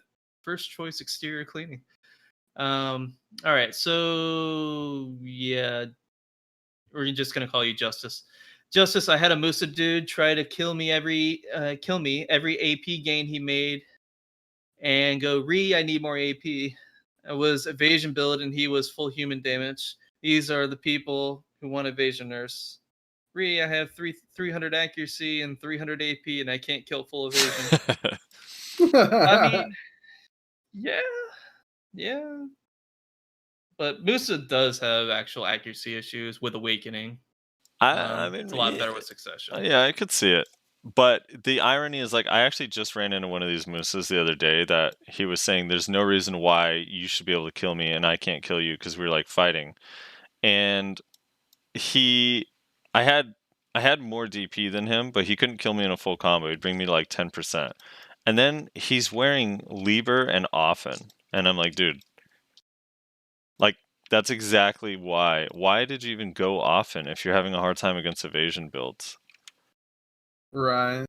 Hey, this comment in reply to Justicar says the problem is that 600 accuracy won't do anything versus proper evasion or hybrid build. The introduction of Succession on the high accuracy percent skills was proof for that. The only time accuracy as a stat on gear might become worth thinking about is you can maintain 281 AP or more with pen accuracy offhand. Even then, it's probably a waste. And he goes on and goes on. But that whole first sentence is just markedly untrue. If you had 600 accuracy, you would do so. Accuracy, people don't realize, like, accuracy actually it helps so much. The difference between someone with 300 accuracy and 340, like just on their sheet, is so big. It's actually so big, even for mooses. Like the mooses that can kill me easily actually have like proper gear. They run Zarka or whatever, and maybe mooses need begs as well, and that kind of sucks. So they should get slight modifier buffs. But yeah, this whole if you have 600 accuracy, you don't do anything that's just not true. Yeah. You don't have to go through their back and forth. Nayashe, you just go on to the next comment. Oh, he's muted for some reason. Oh, okay. I think we lost him. All right, I'm gonna read on. Wait, nope, my bad. Okay. I fucking hit the damn mute button. Yeah, no, that's a pretty long drawn out conversation they're having about that. But yeah, no, I agree with you completely on the 600 accuracy thing. Like that, if someone has 600 accuracy, everyone is dying. Yeah, I don't think people So- realize that like you don't get damage increases only from like more AP. Like people don't realize essentially what it is people don't realize how many of their hits are missing just fighting your average player. Like you're missing quite a few hits fighting just an average geared player.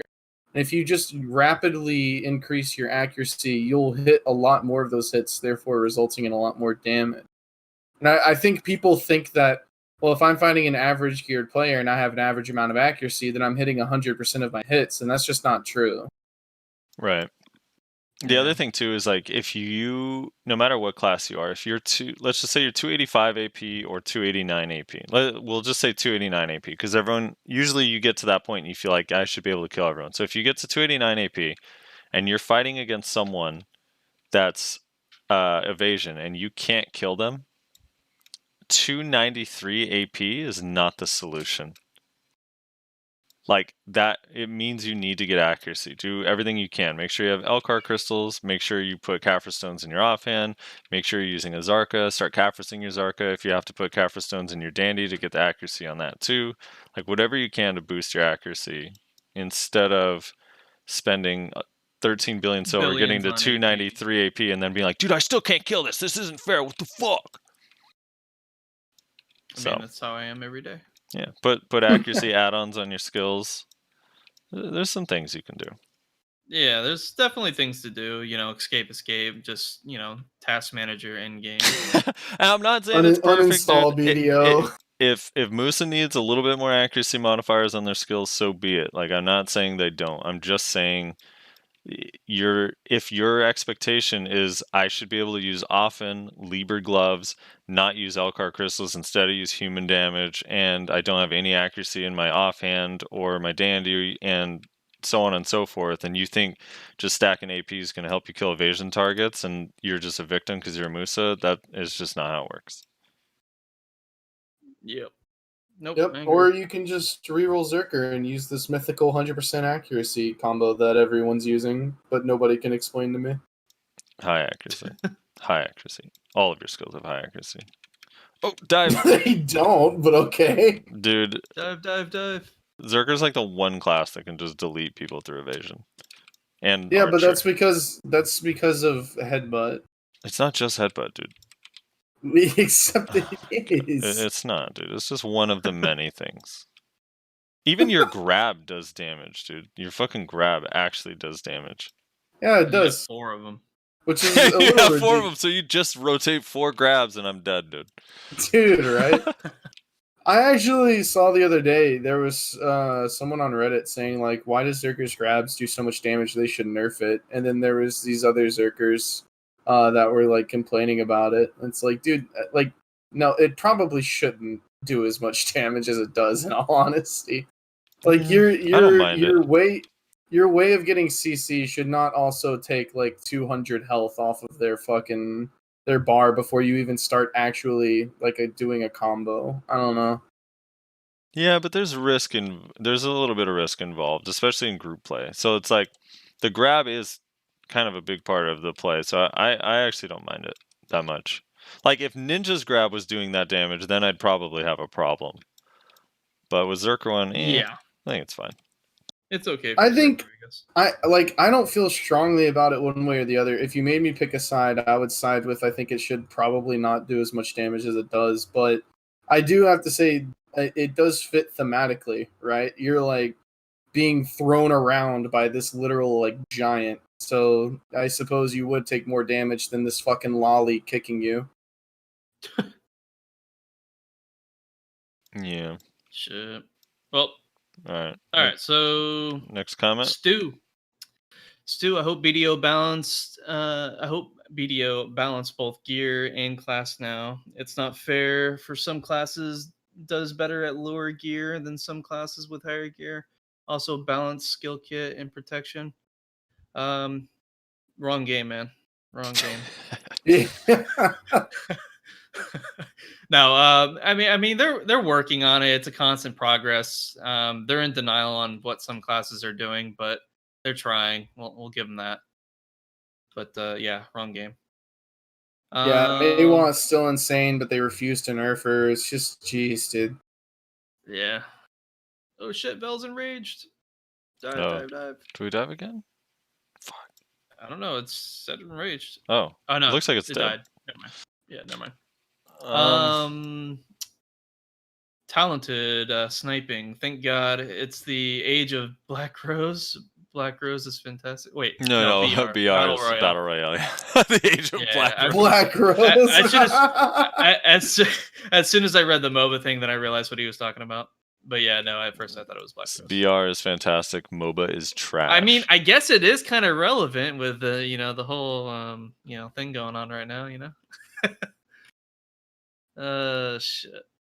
I don't know, man. see. I understand everyone's got their own personal taste, but I am not a fan of BRs, generally speaking. dude, fuck Yeah, me this either. game. Where's my heart? Yeah, I I'm didn't much. get one either. If you made me pick between MOBAs and BRs, I'd pick MOBAs in a heartbeat. Yeah, I mean, I don't mind the idea of a BR. It's so weird seeing all these games that are like successful in other genres that are just like, fuck it, we're a BR now.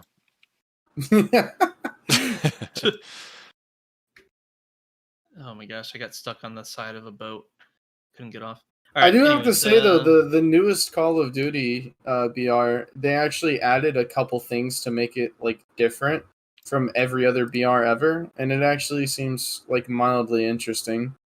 Yeah, there's some cool ideas in there for sure. Like the gulag part where you have to fight to like get a second chance. That's pretty yeah, cool. I thought that was pretty cool. Because that's one of my biggest complaints about BRs is when you die, it's just fucking over and you have to re-queue. It's just such a pain in the ass. It just feels like you wasted a lot of time. Yeah, and then like the whole like getting money and like buying certain kill streaks, like that was a really cool idea. So they did a couple things to actually differentiate it from every other generic fucking BR that's out there. That's like make kind it of fairly interesting. unique. Yeah. Oh shit, I didn't realize how many freaking comments there are.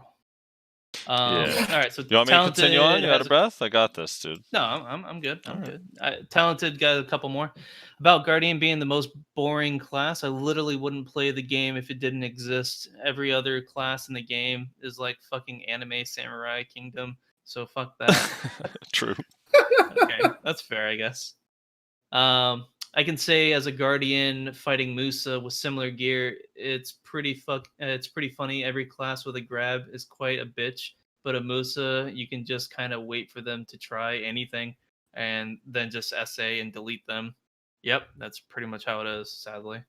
But in my opinion, against any fast class with a grab, it's complete opposite. You're almost guaranteed to get fucked. Yep, that's pretty much the consensus across the board that everyone has. IO says, ooh, how do you even say that? I just say owl eyes Owl eyes. or ooh. Ooh. I guess you just say ooh. All right, so Is it the OWO? yeah, or is UWU. it UW. Yeah. I guess UWU is ooh. There we go. Austin says it's time for a new intro, guys. Oof, man. You guys talked about that a few times. Yeah, dude, my mixer has coronavirus, so Wait, actually? actually, Oh Jesus. Jesus. it's That's our rough. bass player, his brother is mixing the music for us, and he actually, he has coronavirus. That's fucking. Not to bring it down, he said he's gonna be fine, but he's just on a little bit of a pause from doing any work, Damn. as is the rest of the country, basically. Yeah, right. Dude, I got fired. Oh, really? Did you really? Yeah. Because you Yeah, said you were going in? Permanently or furloughed? No, like fired or laid off, however you want to put it. I don't know. I basically told them, I was like, yeah, I don't like coronavirus. I told them before it even happened. I was like, listen, I don't want to be a dick or anything, but if coronavirus, and really it was more of a win than an if. I was like, when coronavirus comes to this city, like I don't feel comfortable like coming in and working because in my environment it's impossible to stay like sanitary. because you're working in a warehouse. You have to interact with people. You have to touch people. You have to get within 6 feet of people. It's just not possible. So I just told him straight up. I was like, I don't feel comfortable coming into work. And I told that to the owner, and he was like, yeah, that's fine. So, just take some time off. I was like, okay. And then, so I took this past week off, and then I called on Friday to just like update, the situation and everything. And they were like, oh, we hired another guy. You don't have to come back in. I was like, Yikes. oh, okay, then, I pretty guess. sure they can't really fire you during this. I mean, you can make a well, case. furlough. The thing is you got to keep in mind that I do live in Texas, which is like a very like pro business, Yeah. like it's not like super protective of workers basically. But that being said, I am going to look into unemployment, but we'll see how that goes. Plenty of people have been fired, and tons of third-party business companies. Yeah, right to work state. Yeah. That's crazy. That's fucking crazy. I'm sorry to hear yeah. about your base. Hopefully he recovers quickly. Shit. Let's see. Jordan comes in, says, refusing duel for spot on podcast, and guess you learn a dislike from me. You learn a dislike from me. They Think he meant earned earned. earned. All right. Yeah, I know, In fairness, I just wanted to emphasize it. in fairness, I was on the podcast. I couldn't really Yeah. duel because I was talking, but I didn't really refuse. I said sure after my loot scroll. Yeah, you just can't win, Frosty. If you duel the guy, then you get people complaining that you were PvPing, so you weren't paying attention. And then if you don't duel the guy, you get people complaining, saying, "How dare you decline a duel for spot? You're a scumbag." Just can't win. The other problem too is like, I know people don't like to hear because I don't mind dueling for spot sometimes, and other times I'm just like, yeah, I'm not gonna duel, dude. I like been looking for a spot for like 2 hours, and I'm just gonna grind. But there's no win. It's a lose-lose situation for the person that finally got a spot. Yeah. The benefit is only for the person asking. To fight and come out, someone's taking it again. Yeah, then you both lost the spot. I mean, it's sort of like I will duel for spot because I know how hard it is to get a spot, and it feels a lot better when you come to a spot, it's taken, ask for a duel, lose, and have to go somewhere else anyway. That feels a lot better than just changing channels. But yeah, no, I don't know. I'll duel for spot, but there's times where I'm just like, no, I'm just gonna grind because there's nothing in it for me if I duel for spot. Not every time do I duel for spot, but if someone's like, sometimes I even go out of my way. It depends on where I'm at with my grind. I'm kind of like what you were saying. Like if I'm just not feeling it, I'm not feeling it. But yeah, there's a lot of times where I actually go out of my way to offer duel for spot for entertainment value because I hate grinding. Yeah, like yesterday, I was grinding the Mystic, and somebody came up to me and asked for a duel, and I was like, I don't really want a duel. And they were like, really? And I was like, oh, he's gonna fucking fight me over this. I was like, you know what, man, you can just have it. Like, I've been here for like 2 hours. I want to take a break anyway. Just fucking take it. Yeah. It just wasn't worth it to me to like try and fight over it. I was like, yeah, whatever, you can have it, dude. And what Silent Chad said is true. At least in this game, you can flag up and kill them if you think you're stronger. Yeah. So Yep. If you want to force it, then fine, force it. Zappy says, funny from a Guardian main, quote unquote, who hasn't even figured his kit out and don't 1v1, calling the class busted, his words. True, Guardian is good in large scale and grinding, but if you get one slow on you and you feel like sitting in a wheelchair in 1v1, the only chance you have to win is against a Musa Mewa, which any other class you can't do shit against, of course, when they know how to fight against Guardian. I'm not sure if that was in reference to me or... I think that was in reference to CP from last week, but yeah, no, you can definitely win 1v1s against other classes. That is a lie. There's obviously tough matchups, but yeah, you can win 1v1s against a lot of classes if you actually practice. The matchups Guardian. that Guardian struggles with the most is just the double grabs, the classes that have multiple grabs, right? Yeah. That's all. You literally have a side dash iframe with an SA stiff on it that's really, really good against grab classes. You just have to learn. I'm not saying it's super easy, but it's possible. To say you only have a chance against 3 classes, which It's just not true. I don't know why. Yeah. It's such a weird mentality, man. I don't know. Well, I mean, when all you do is just press a few abilities, SA, trade everybody in large scale. I mean, I guess it doesn't warrant you to learn how to, PvP in 1v1, right? Yeah. I mean, it is slow, but you also get to apply a slow with basically every ability. You bring everyone down to your level. that's how I look at it. Yeah. All right, moving on. Revi, let's see. Can we get a link to that Guardian highlight video? And looks like you gave that to him. Yeah. It's a pretty sick video. Alright, cool. I'll have to look at that later. Actually, I don't remember if I watched that last week. Specular says I was going to say new intro when, but as most things, you guys thought of it already. Stay awesome and keep the content coming, whether people are lurking or not. A lot of us listen and spread this podcast around. Hey, no, I appreciate it. I'm sure Rezlar and Frosty do as well. Yeah, thank you. Astari, I rerolled from Mystic to Guardian, and you guys are asking if Guardian is fun. Let me tell you right now, Guardian is so fucking fun. The PvP, the PvE is fun. If you're familiar on your grind spot, I can seriously say you can grind without even looking in the screen. Heck, I can even watch anime while grinding now, and I watch sub anime. Ooh, that's that cultural shit right there. The damage is fun. I was 269 AP on Mystic, and I couldn't do shit in PvP. I rerolled the Guardian, and boom, I'm one-hitting people left and right in open world PvP. People are coming to and then you tampered off. What happened? But yeah, no, that's pretty much been the consensus across the board. You reroll Guardian, you auto win. Yeah. Oh, he says people come into my spot and getting wrecked. If you learn Guardian PvP properly, I guarantee you'll be killing everyone in sight. Wait, how are you able to see it? You click read more.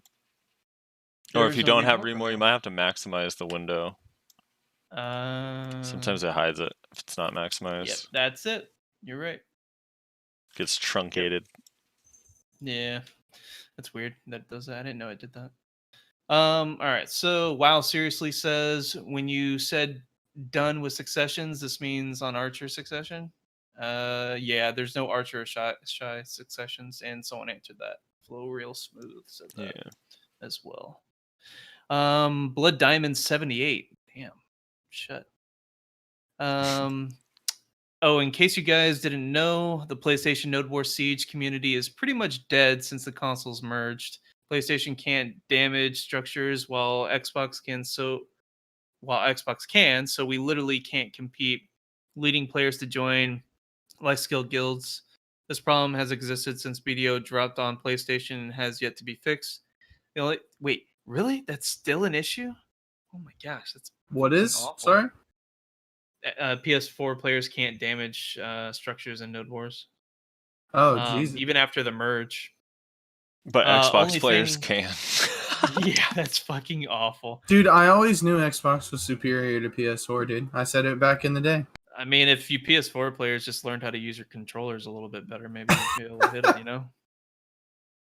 The only thing that could damage structures were 100% accuracy skills, making Witch Wizard extremely valuable. Also, well, go figure. Witch Wizards being extremely valuable in large scale. That's something I've never thought of or heard of before. That's weird.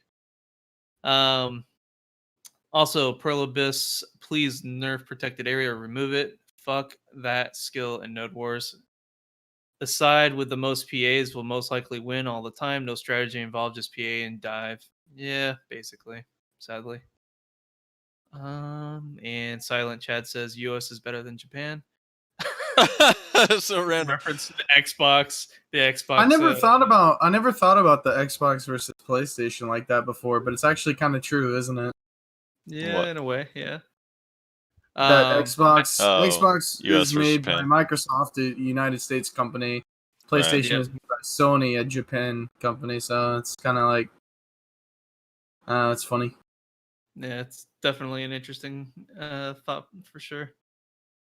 Max Punch says, after around 1 hour of the podcast, I really felt sorry for Nayashe being teased that much by Frosty. But after hearing about his RNG, I was just wanting him to get bullied for the rest of the hour and a half of this podcast. That's fair.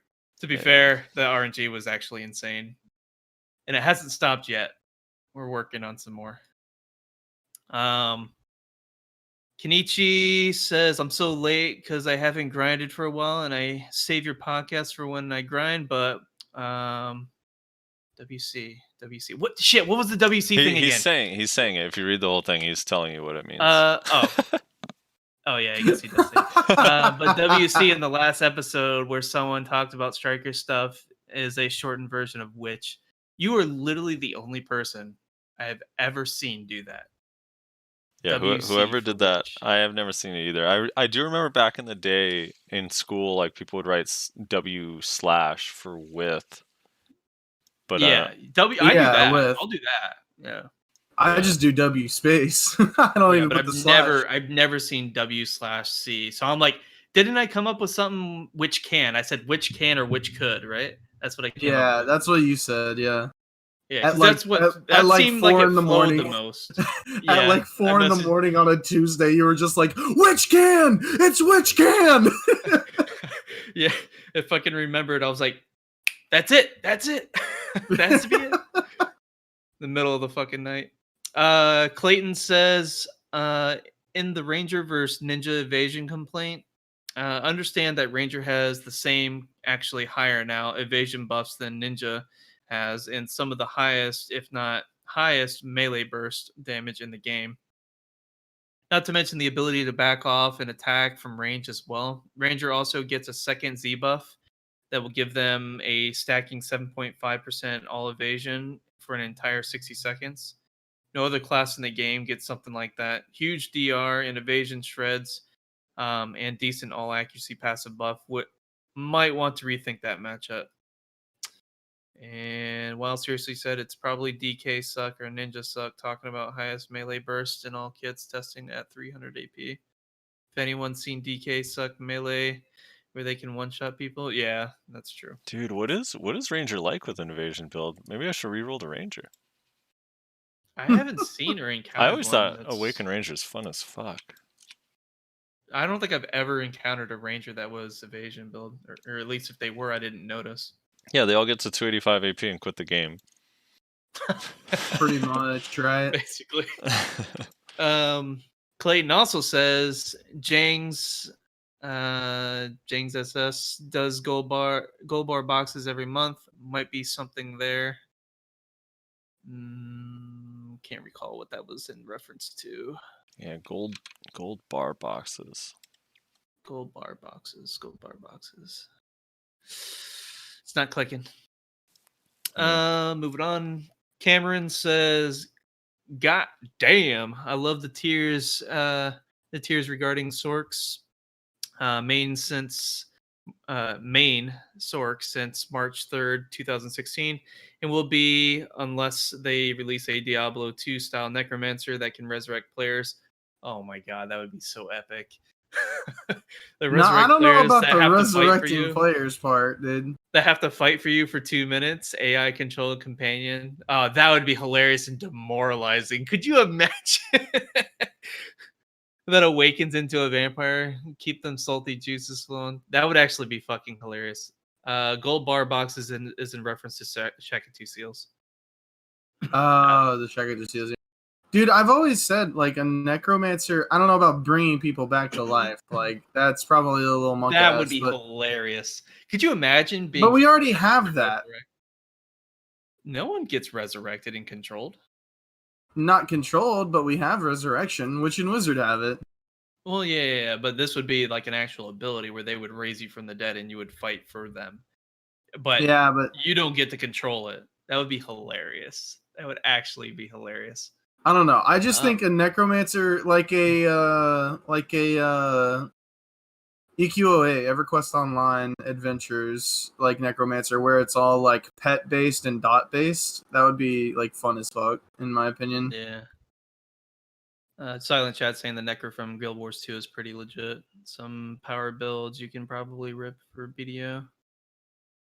Yeah, it's true. Curses and stuff like that.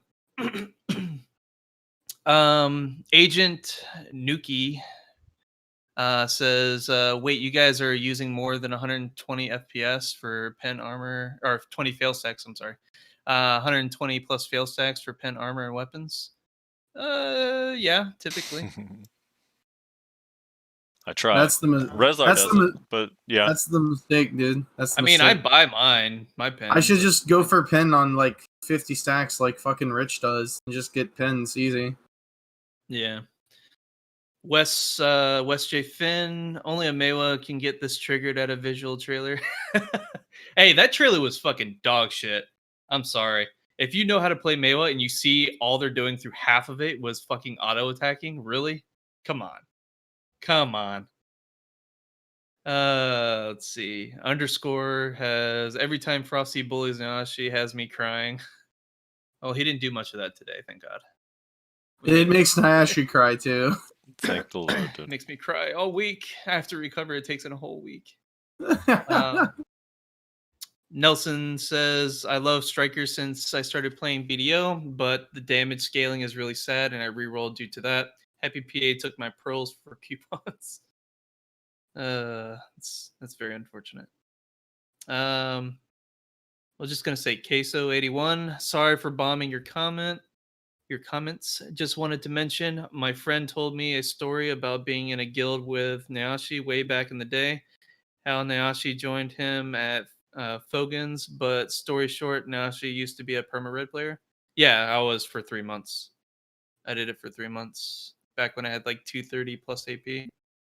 Me and Lefty Lucy, we duo from a red Mewa for 3 months. That was fun. Probably some of the most fun I've had in the game. Mostly because we completely disregarded everyone's we were like totally disrespectful to everyone. It was great. They would get so pissed and salty at every little thing that we would do, and they would message us. We would take screenshots of all the salt and save it for later. It was fantastic. But yeah, there was no AFK wagons and horses that during that time period. If there were, they were slaughtered immediately. Let's see. Pirate says Corona-chan still exists even though I live in a tropical country. I haven't played BDO ever since the lockdown started. I only play on internet cafes and it sucks not being able to progress. Also, Zerker main guest when? We had one. His name is Choice. You may have heard of him.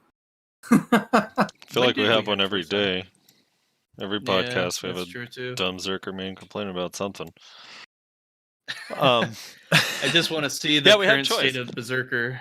Yeah, we had and Choice on. You greetings can from wa- I think did someone link that to him? I forgot. No. Yes, I believe someone linked something. Wait, no. Someone No. commented saying PC Zerk is on a fast decline. Console Zerk was stillborn. Let me look up It what was never episode. good at anything, really. Yeah, it was episode like 48 or something like that, I think. I forgot you guys had Choice on. Yeah, I think I we mentioned did. that earlier this week as a guest potential, but Yeah, you did. You were like, we could have Choice on. It's like we already did that, actually. yeah, I forgot about that. That was before you became a main member, I think. Yeah, I listened to pretty much most of the episodes. I don't think I really dropped much. Dropping lots of frames, even on lowest quality. Well, dropping frames while I'm reading chat isn't a big deal. So hang tight. We'll fix it in a moment. Queso81 also says, referencing Rezlar's open world PvP comments, I feel you. It is really aids, especially when you fight griefers who take off all their armor and lose all your karma. They really need to change the rules. Speaking of homes, I lost one last night at Gahaz fighting elites. They are easy to fight, but when you are a noob lawn picking at your health, why would you be picking at your health? Oh, I don't understand the context of that. And getting stunned by the elites and randomly dying to a rifleman, rip my homes. Rage. I went red on the dude that eventually abuse the horse charge mechanic. They really need to make it so you can knock them off without being on another horse. Yep, they are adding in the BSR trick. Yeah, we So forgot to 10%, mention that. 25%. Did we?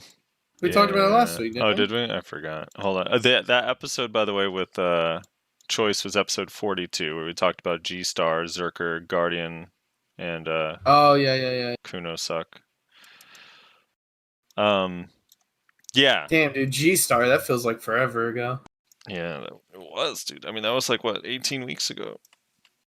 17 weeks ago? Yeah.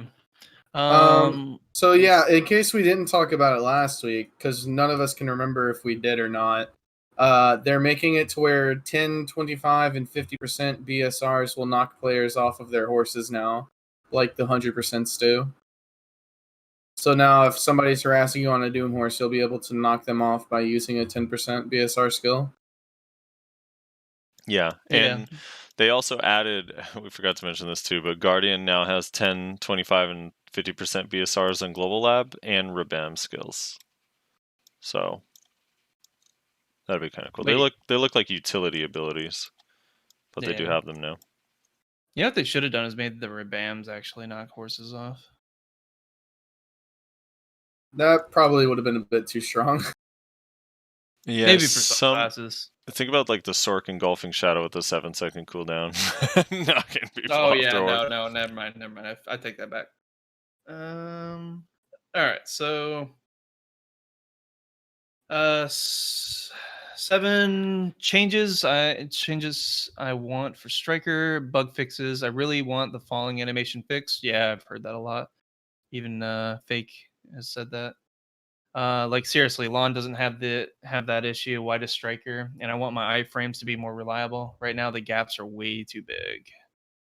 There's a comment on that. I've said this a bunch of times. Like unless you're falling from a building, like in Calpheon or Velia, like the highest rooftop where it's like multiple stories, like 3-4 stories, there just shouldn't be a falling animation in this game at all. Yeah. There's just no need for it. Agree. Queso81 again says, left my ass off. You guys always make me laugh. P.S. I'm buying a name change coupon to name my Mewa Roadrunner. Meep. Nice. Well, hopefully you already did that, or someone else can take it. Yep, pretty much. This name, I can't even fathom how to say this. I'm not gonna even try. All right, 1 second cooldown on iframe sounds kind of crazy. When you look at Ninja, who has 1 second iframe, 2 plus other iframes, and on top fastest movement, grab, and stealth. Other classes have that too. For example, Lawn has a 1 second cooldown, and in between SA, but with super high damage. You'd have to adjust all those other classes to make it reasonable. I think this is in reference to. So this is another example of a Sork that's saying, well, if you're going to nerf us, then you need to do something else. It's like, no, dude, you just get nerfed. Yeah. When you're at the top, you just get nerfed. Nothing else happens. Yeah, basically. The 1 second cooldown on... All right, here's the difference. I'm going to just compare the 3 that he mentioned in this example. Ninja, Lawn, and then Sork. So the difference is Ninjas, you can't use the iframe when it's on cooldown. So during that 1 second cooldown, you can't use it until it's off cooldown. So that's not the same as Lawn or Sork at all. So we'll just scrap that guy. He's out. So you can't... It's not comparable. So if the Sork one gets changed to work the same way as Lawn's is really safe and really good. So I don't see the problem just from that standpoint. But 2, the difference between the 2 is that Sork gets to instant cast abilities before and after theirs, regardless of the cooldown on it. So even if it had a 1 second cooldown where it's SA in between, they still would be able to burst you with abilities in between each iframe. Like that's something Lawn can't do. They have actual cast time and actual animations on their abilities, unlike I don't know, Shadow Eruption, Turn Backslash, Shadow Ignition, Dream of Doom, Engulfing Shadow. Like there's instant cast abilities between the iframes, so it still would be advantage Sork. Yeah. Yo, I just got a boss gear box from one of the enraged drifts. Oh, red nose, Oh. red nose, red nose. What'd you get? Come Let's on, see. you got to get an Ergens. Let's see. Red I'm nose gonna for the memes? and Gath. Ah, almost red Ah. nose. Fuck. Might as well have been red nose. Let's see. Bunny said, "Hello, it's me, the random DK again." I'll ooh, and I don't even. Yeah, I'll just ooh you and all I want. I can't stop me. Yikes, Rezlar. Do you want to Yeah, hold address on. that? Let me log back into my account. Let me just find this. Okay, and you're banned. Okay, good. All right, good job, team. Well, that's unfortunate because he's not going to actually be able to hear this at all. Have you ever thought about that? Yikes. All right, so let's see. Queso again. Also, Frosty, you're right. Time Bomb has always been good on Ranger. I learned and followed his stuff since launch. I'm pretty sad he re-rolled to Succession. Well, he rolled to Succession. I'm just saying I see so many garbage Rangers thinking they are so good, but play so shitty that only win in game PvP because they have crazy gear. Ranger with high gear is kind of stupid OP. I dueled last night on Archer from a Siege guild. He literally breaks my armor easy, and if I fail once to get a CC, I'm dead. I beat him pretty easy, but his one hit kill to my full combo. He then dueled a pretty decently geared ranger in his guild. He was taking CC after CC, and the KD's literally taking minimal damage. Would get up and literally one shotgun to break his armor, and then one shotgun to kill him. Garbage ranger making the class look OP because of his gear. I won't argue that a ranger with gear is kind of stupid broken as well. This I don't really this have a next comment on that. commenter, Ochacha, his icon made me think I had like a smudge on my monitor. Yeah. That actually is pretty weird. What the hell is that? Dude, it looks like a smudge on my monitor. What the fuck? It's interesting for sure. Let me see. Pull it back. I lost my place. Fuck. All right, hold on. There we go. All right. So Ochacha Suck Guardian is faster, but Awaken has more damage, which is why most of us are still Awaken.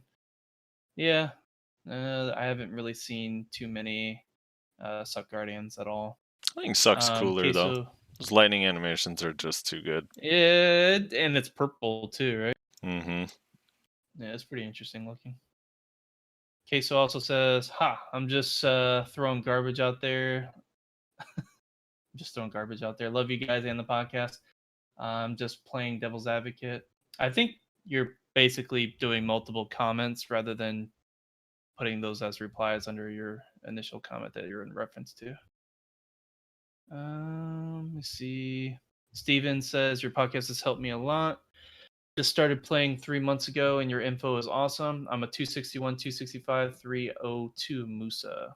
Oh, thank you. Nice.